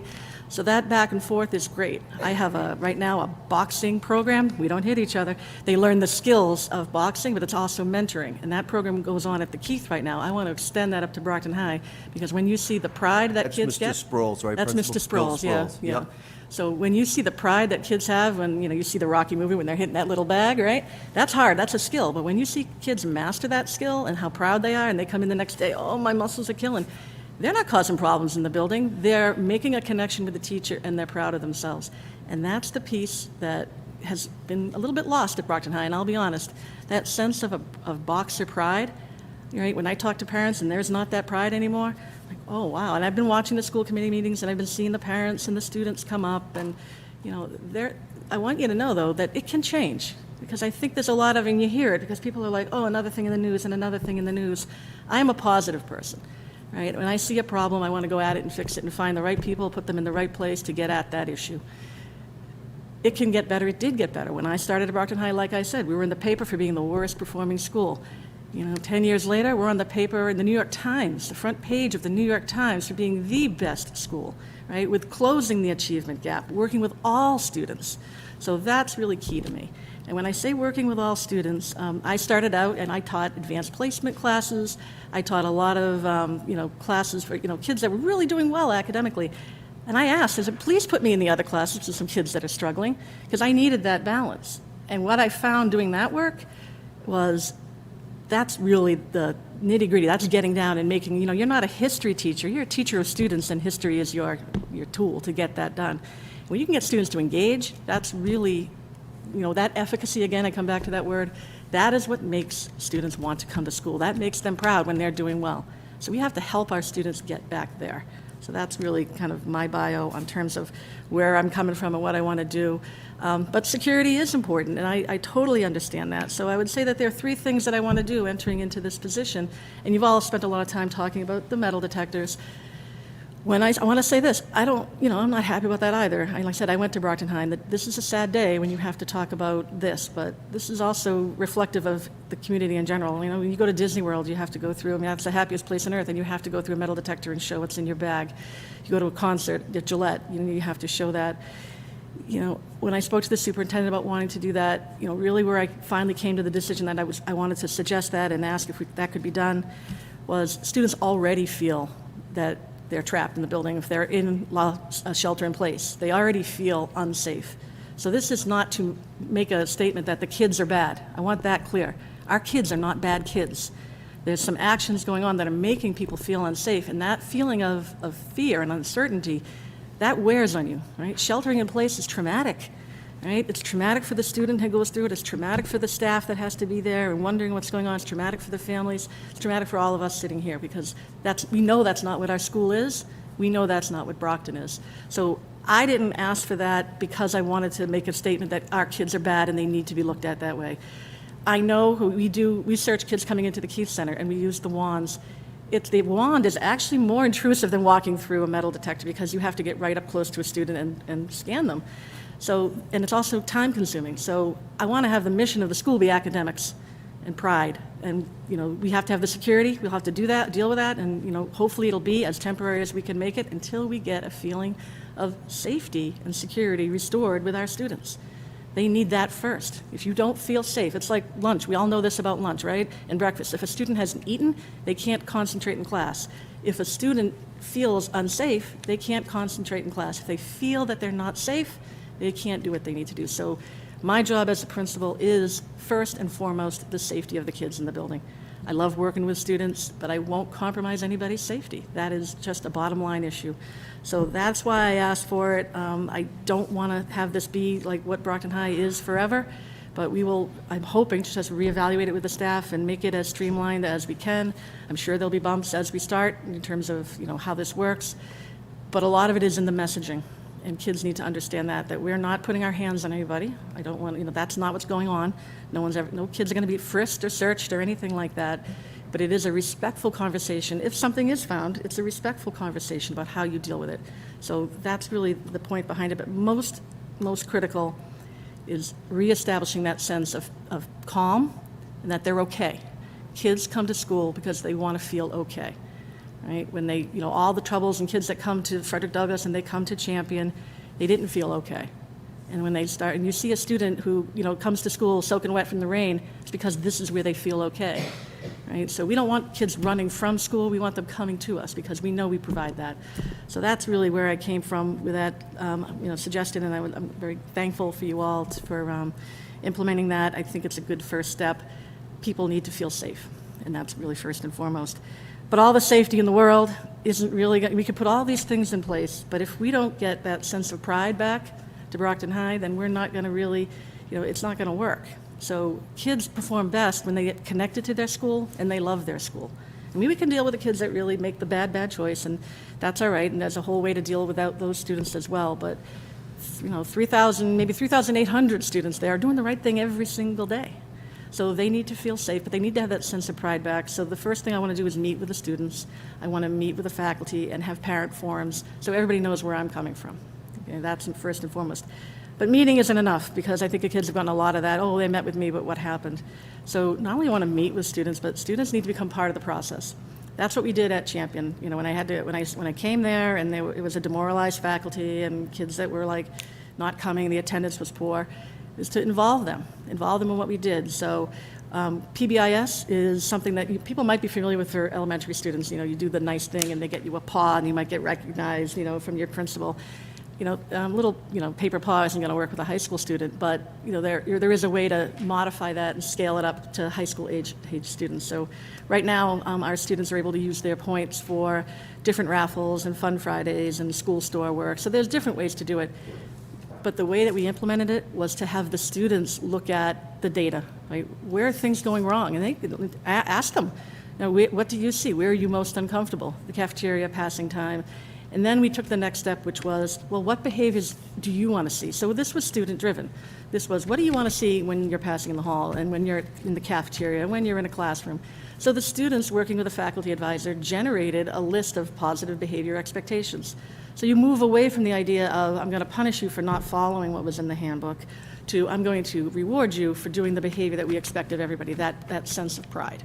So that's PBIS rewards. So that's one thing I want to institute right away in terms of building back that sense of pride and getting students to say, yes, you could come and you could talk to us. And I applaud the students that have come before your committee. I mean, they're so articulate and it's very evident how much they care about the school and about their community. But let's use them because they're great. They know what's going on, particularly with the social media and all of these things. So, of course, we have to work on that as well. The other piece of pride, it really is about rewarding what you see. I mean, when I was there, we used to do, Box for the Month, and the students got an ice cream party. Just things like that really connected them to the administration, because I'm not the type that's going to sit in my office and, be the one, okay, I'm pushing the paper around. I'm going to be out and about, but out and about with a purpose. So, what am I doing? I'm walking into classes, I'm talking to students. So that's important, but also rewarding them for what they're doing. That sense of pride has to be student-driven, and so I look forward to meeting with the student leaders. The other piece of this, though, is we know the kids that are the JROTC kids in the band and the sports. There's also a whole group of kids that haven't been invited in, right? And those are the ones typically that I deal with. We need to find them, and I'm looking forward to working with Gary Guillotot. He and I worked together very closely when I was at Brockton High, but there are a whole group of kids that kind of float. Sometimes they might hit the radar because they've gotten in trouble, but a lot of times they don't. They just don't come to school, or they're kind of on the periphery. So one of the things that we did at Champion was this program, a leadership program for those types of students, and it was called Me to We. And it really is a way for students to develop their own leadership potential and to get involved in their community. So that is another kind of avenue that I want to pursue, is to identify those students who, and we will be able to do this pretty quickly because term one is coming to an end. And so right off the bat, I want to make sure that we look at those students who have failed everything, or failed a lot of classes, their attendance is great, not so great. We can do that with a whistle list, but there's a lot of ways to identify them and marshal the resources that are already up there. There have been a lot of things put up there, and I thank everybody for doing that. There are behavior people up there. There's the SAC, there's Gary Guillotot, who's been named the assistant principal. So there are a lot of things that can be brought to bear and coordinated to really reach these groups of kids that maybe no one's talked to them before. so they're not comfortable coming in front of a school committee, but they have valuable things to say. So I want parents to be assured and teachers to be assured that I'm there and I'm watching, but I'm the principal for everybody, and I want to make sure that those students aren't left behind.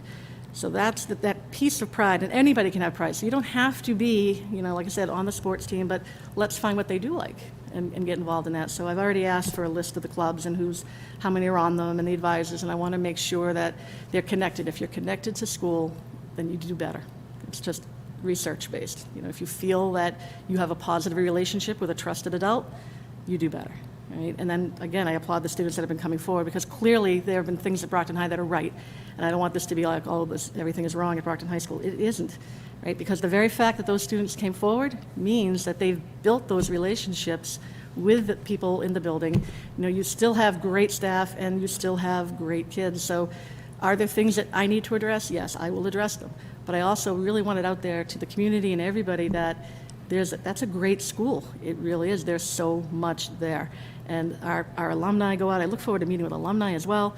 But I need help. I need the help of the parents. I need the help of the alumni to come back and really work with us to show kids this is what you can do with the Brockton High education. So that sense of pride is important.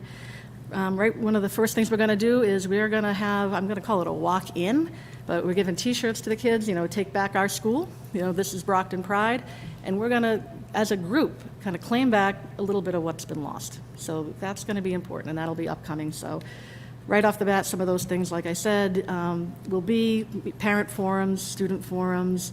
I'm going to work with the student leaders and work very closely with Gary Guillotot and the behaviorists and the house administration on how do we coordinate better what we do with mentors. So that's the pride element. So, if I said that there were three things I wanted to look at, safety, pride, and academics, pride is the linchpin. So we can do all this safety, and I thank everybody for that work, but without this piece I just discussed, none of the rest work. You can't focus on academics if you're at a school that you hate. Right? There's a very famous video that we've all watched. It's like kids won't learn from someone they don't trust or someone they don't like. Right? So that piece is key. So that pride, I want to bring that pride back and really be the cheerleader for Brockton High, because that's what, people want to hear it. They need to know what's going well, right? So I want to focus on what's strong, that's more so than what's wrong. So are there things that are wrong? Yes, I'll address them.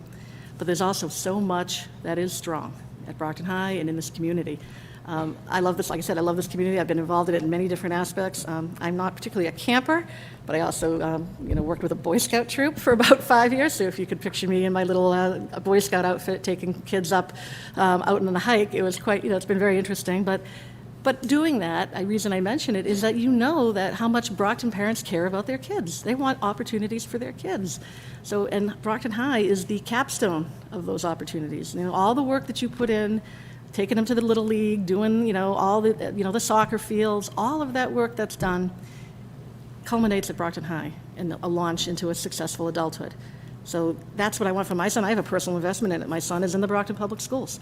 So I have that personal investment, as a parent, but I have that professional investment as someone who's worked here as long as I've worked here, because, what gets me going, it gets me up every day to do this work is the efficacy. When you can make change for somebody, that's rewarding. That's the career I wanted, and this is, for me, it's a mission. It is a mission, and I'm going to see it through. Academics, I'm a big, the focus on academics and the, 3 focus areas. I'm so happy Dr. Zach is back. Has been a mentor to me in many ways. Like I said earlier, she hired me. I've worked with her closely on a lot of projects. It was Dr. Zach's push that I started working in summer school programs and started working at the night school program and really working with kids that needed help the most. So that's really, again, the key to our, really turning this school around is we know Brockton High has issues with, scores, and we need to bring those back up. It can be done. It has been done. It can't be done the way it was before. Time has passed. We have to deal and, really face the impact of social media, the distractions that kids have in the classroom. I, appreciate the conversation about the cell phones and how they are a tool that we didn't have, right? The term social influencer is not something that we ever, had growing up, yet don't discount the power of that influence. So when I think about that influence, I need parents on board to join me in things like a committee to look at how do we deal with social media? How do we deal with that? So if we have students who are getting, carrying that phone and using it inappropriately. When I call home, I need parents to work with us about giving that message to kids at home about what the expectation is for that phone. And if a student isn't using it correctly, shut it off. Right? Take it away. I mean, do something to make it very clear that you have a very powerful tool. You've got a computer in your hand, right? That's what you have in your hand. And I want that used for academic reasons, but I don't want it used to bully other kids, to distract them or to make it look like, school isn't important. It's much more important that they take their call, right? So I understand in this day and age you need to connect with your kids. Please do. Please do. But make it clear to your students that you shouldn't be walking around, the teacher tells you to put it away, you don't put it away. So there's that. But in terms of academics, and I very much appreciated the comment about the meetings and the assemblies. We did that before, when I was at Brockton High before, and we called it Success at BHS.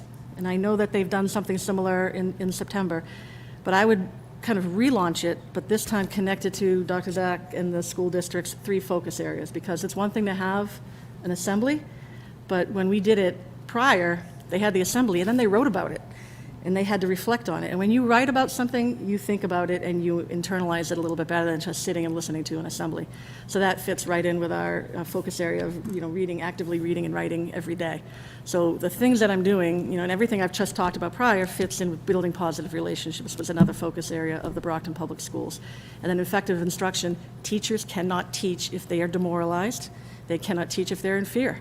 So all of these things fit in with what Dr. Zachwitz has kind of brought forth and what the district has adopted and what we're all kind of working on together.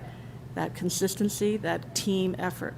That is what turned Brockton High School around, a decade ago. That is what will work now, adapted obviously for the current changes. So academics are key, reading and writing every day, getting in and seeing what the teachers are doing, but teachers need support. And I would say that to all the teachers out there who are looking at this today, that I support you. I support what you do. I was a teacher when we started the whole process of, turning the high school around, and I need teacher help. I've seen some of the Brockton High Excellence Committee. I look forward to working with them, but I know there are a lot of other teachers that maybe don't participate in those committees that just come to work every day feeling beaten down, right? So we will have consistency among the buildings. We will make sure that there is teacher communication with the house building so they know what has happened. Because it can't be the same treatment for every kid. We know kids are different. But the general kind of, what is the consequence? There will be a consequence. But the teacher needs to know what that was so they know that they were heard too. And there needs to be follow-up to that. And that's kind of the whole idea of, we have a handbook. We have a handbook course. Who's running that course? That's where I really want to work with Gary about how that is, and behaviorists kind of working with kids. Restorative justice, I think Mr. Thomas spoke about that. That is a big push that I've done at the Keith Center. Very proud of that. All staff and teachers at the Keith Center are trained in restorative justice. We're about to move on to Tier 2 training. It wasn't just the teachers I trained the paraprofessionals, I trained the MTAs, I trained the cafeteria staff. Everybody is trained in restorative justice so they understand what that means. We need to work with our students in a positive way. Right? This isn't about just, you did this wrong and here's your consequence and you go out the door. This is about repairing harm when it's done and making a student able to, function within a school classroom environment. So that's what that's about. I would look forward to kind of implementing that and getting the staff at Brockton High trained up on that. Time is always the kind of hard part, but that's a priority item of mine, and we'll make sure that we get that kind of going. So that's really where I'm coming from. I am, again, so proud to come back. I very much appreciate the faith that everybody has shown. It will be work, but I'm not somebody that works in isolation. One of the best things I learned at Champion and Frederick Douglass was to bring in a stakeholder group of people that are working with kids. So that includes everybody, that includes the parents, that includes guardians, DCF workers, DYS workers. So there's a community of people out there that, mobile crisis folks. I mean, I've worked to create an environment where there is wraparound support for students, and we will do our best at Brockton High to, scale that up for the environment here. So thank you. So I want to thank you, Principal Burns, for what you've done. You've made an impact. I want to thank you for accepting this challenge. What you said is awesome. What you said is needed. It's refreshing. The pride is real. We're better together. So I'm going to open it up if any questions for Cindy. But I also, little things add up, right? And I remember when Dr. Zach was principal, and she was power walking every day around the perimeter. Every day she wore a Brockton T-shirt. Not the same one every day, but it's the little things, right? And all of listen, I have this on today, right? I mean, it's about the little things that make a family environment. So for you to just share everything you did, I think it's awesome. And you said change is going to happen. It will happen, and you're going to be a big part of that. So thank you again. Who wants to? I'll start with you, Mr. Vice Chairman. Thank you. Well, I want to start by, thanking you for stepping into this role and thanking you for your time last evening. We had a really good conversation about a lot of things, and I look forward to seeing you implement, all the things you've just talked about. And I also want to say on behalf of the school committee, whatever support you need from us, make sure you let us know and reach out to us. We're all here to support you and help you, and in everything that you're, going to be doing and implementing in the coming weeks. But I also want to make sure that I thank Dr. Murray for the great job he did here. He did a phenomenal job in his time as principal here at Brockton High, really connected with kids and staff. So he did a wonderful, wonderful job. For those who don't know that he has a finance background, he's going to be a great addition to our finance department. He'll really strengthen that department with his expertise and his background. And as the chair of accounts review, I look forward to working with him in that capacity too. So, so welcome, and again, whatever support you need, make sure that you let us know, because that is a very big part of our job, is supporting our administrators when they reach out and they say they need something. So, thank you. Ms. Azak, please. Thank you. So again, thank you to Dr. Murray for the past few years. Wonderful. Loved seeing him get out, and that was key. Visibility. So thank you for all that he's done. Wish him luck in the new position. Principal Burns, we're all here for you, wherever you need, and we're here for the students and the faculty as well. So welcome aboard. We're going to do this. It's a team effort. We're all in this together. And I just wanted to welcome you, and I do apologize. I have an important meeting that I wasn't able to reschedule. So at least I was able to make it here, but I do have to head out. So I just want to make sure we're not voting on anything else before I head out. No, one thing I do want to say, though, I just got another comment from a parent. I'm watching the school committee, and my concern is about the cell phones. Remember, the students are using apps that the teachers are requiring them to use. So duly noted, that's accurate, but it's for academic purposes. So I do want to thank you for bringing that up, Joyce. I know you have something else to do. Yeah, I mean, if they're using it, Yeah, and that's in the as part of the handbook. It's classroom. clear in the handbook that all students are allowed, when directed by the teacher, Yes. for those apps, for calculators, for research.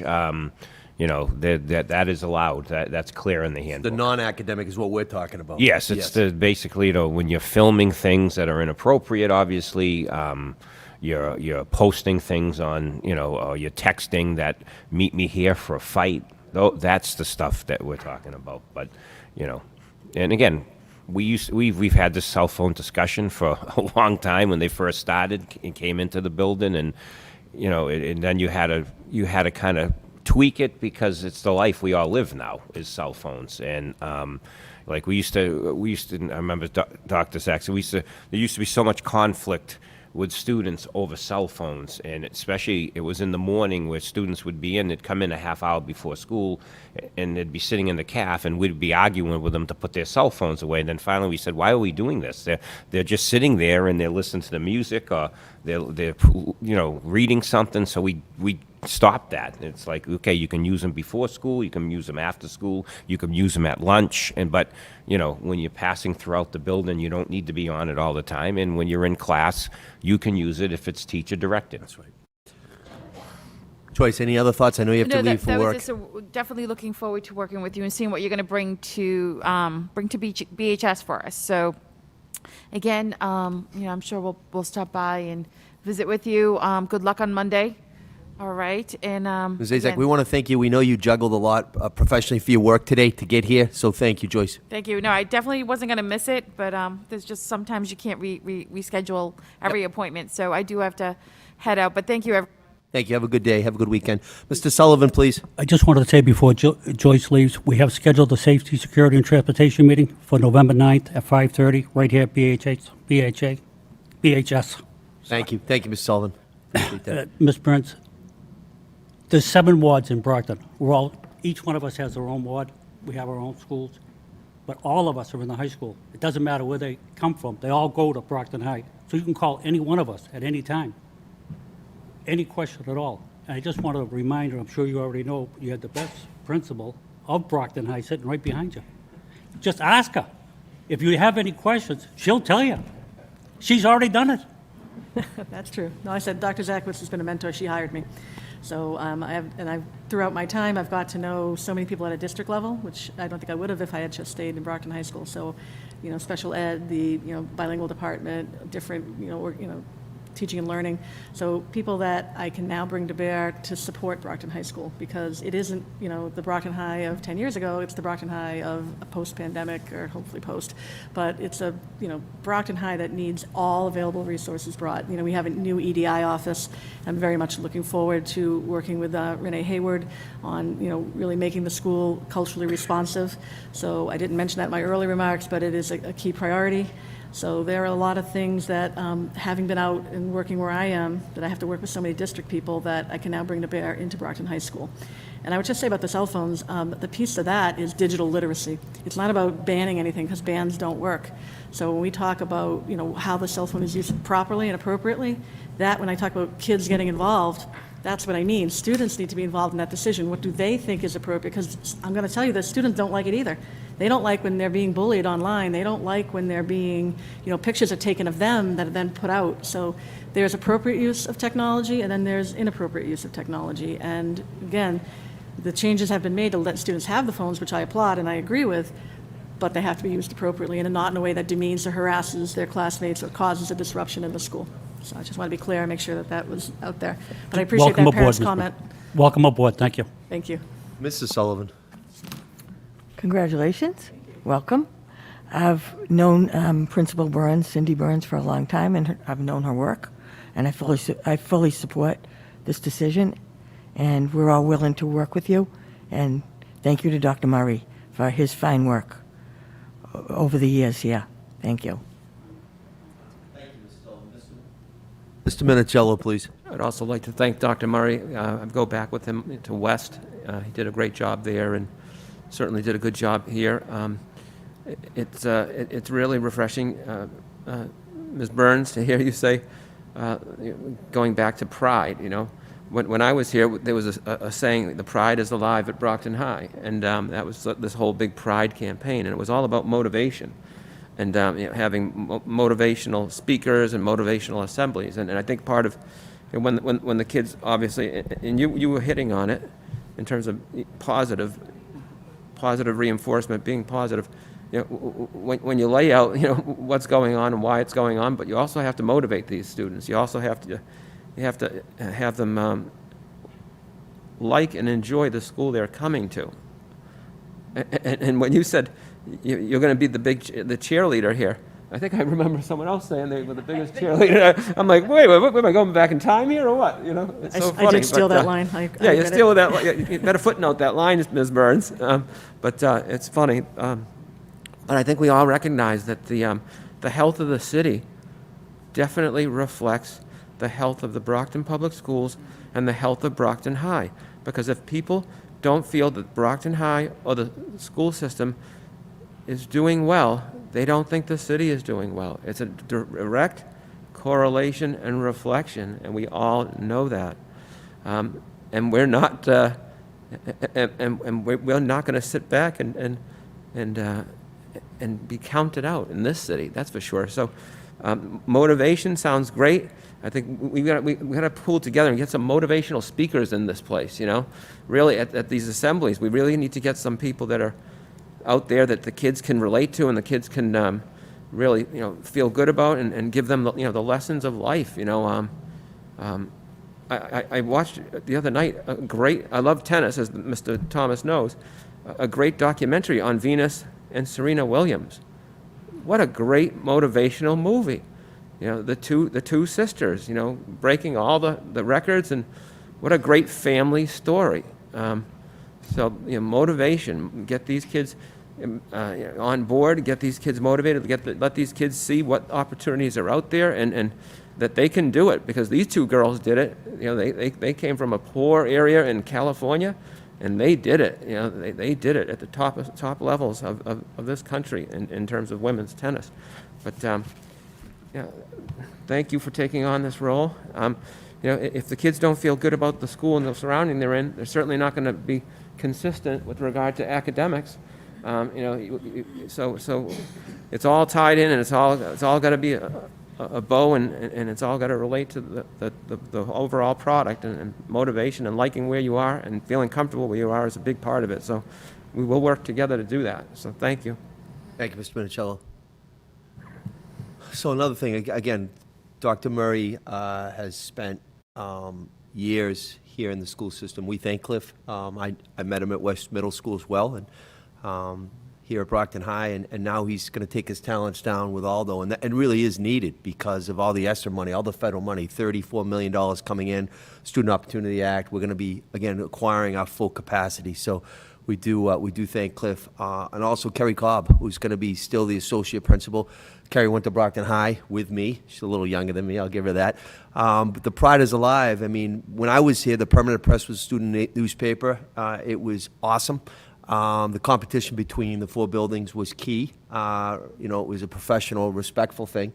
Motivational speakers is accurate. So I know the Parent Advisory Council is active as well. They just met in the conference room, the principal's office. So we need to continue to just roll up our sleeves and work together. And with Cindy at the helm right now, you know, with Sue and with Mike and with all of us here, you know, we have the eyes on the prize, and we just have to execute a plan that's going to bring us there. And it's not just pride with the boys and girls that come every day. It's pride with the staff. A lot of them are burnt out. A lot of them feel disrespected. So we just need to need all hands on deck. So thank you for, again, what you're doing, but more importantly, what you're going to do, because we're going to get there. There's no doubt about that. So any last questions or comments at this time? Again, I do want to thank BCA for filming this. I know a lot of parents are watching this. My phone's blowing up. We will get copies of the comments. I'll work with the vice chair so we can vet those out as well. And, you know, Monday's a new day. And I want to thank Mike for working hours. I think we were talking at midnight or 1 in the morning. I mean, he doesn't sleep. But that's what the job entails right now. I want to thank Lisa for being here as well. And, of course, Lou for being here on a Saturday as well. Thank you. So with that being said, I will entertain a motion to adjourn. Before we do, Mr. Yes, Mayor, on the motion, yep. I'd like to just give a round of applause to the students who have been stepping up and doing the right thing. And we know there are so many of them here in this high school, so we do appreciate them.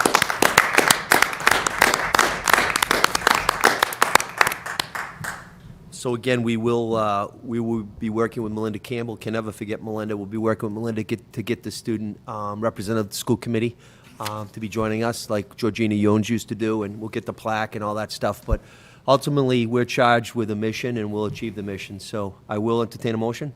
Motion to adjourn. Second. She beat you. It's a joke about 3 Sullivans around the table.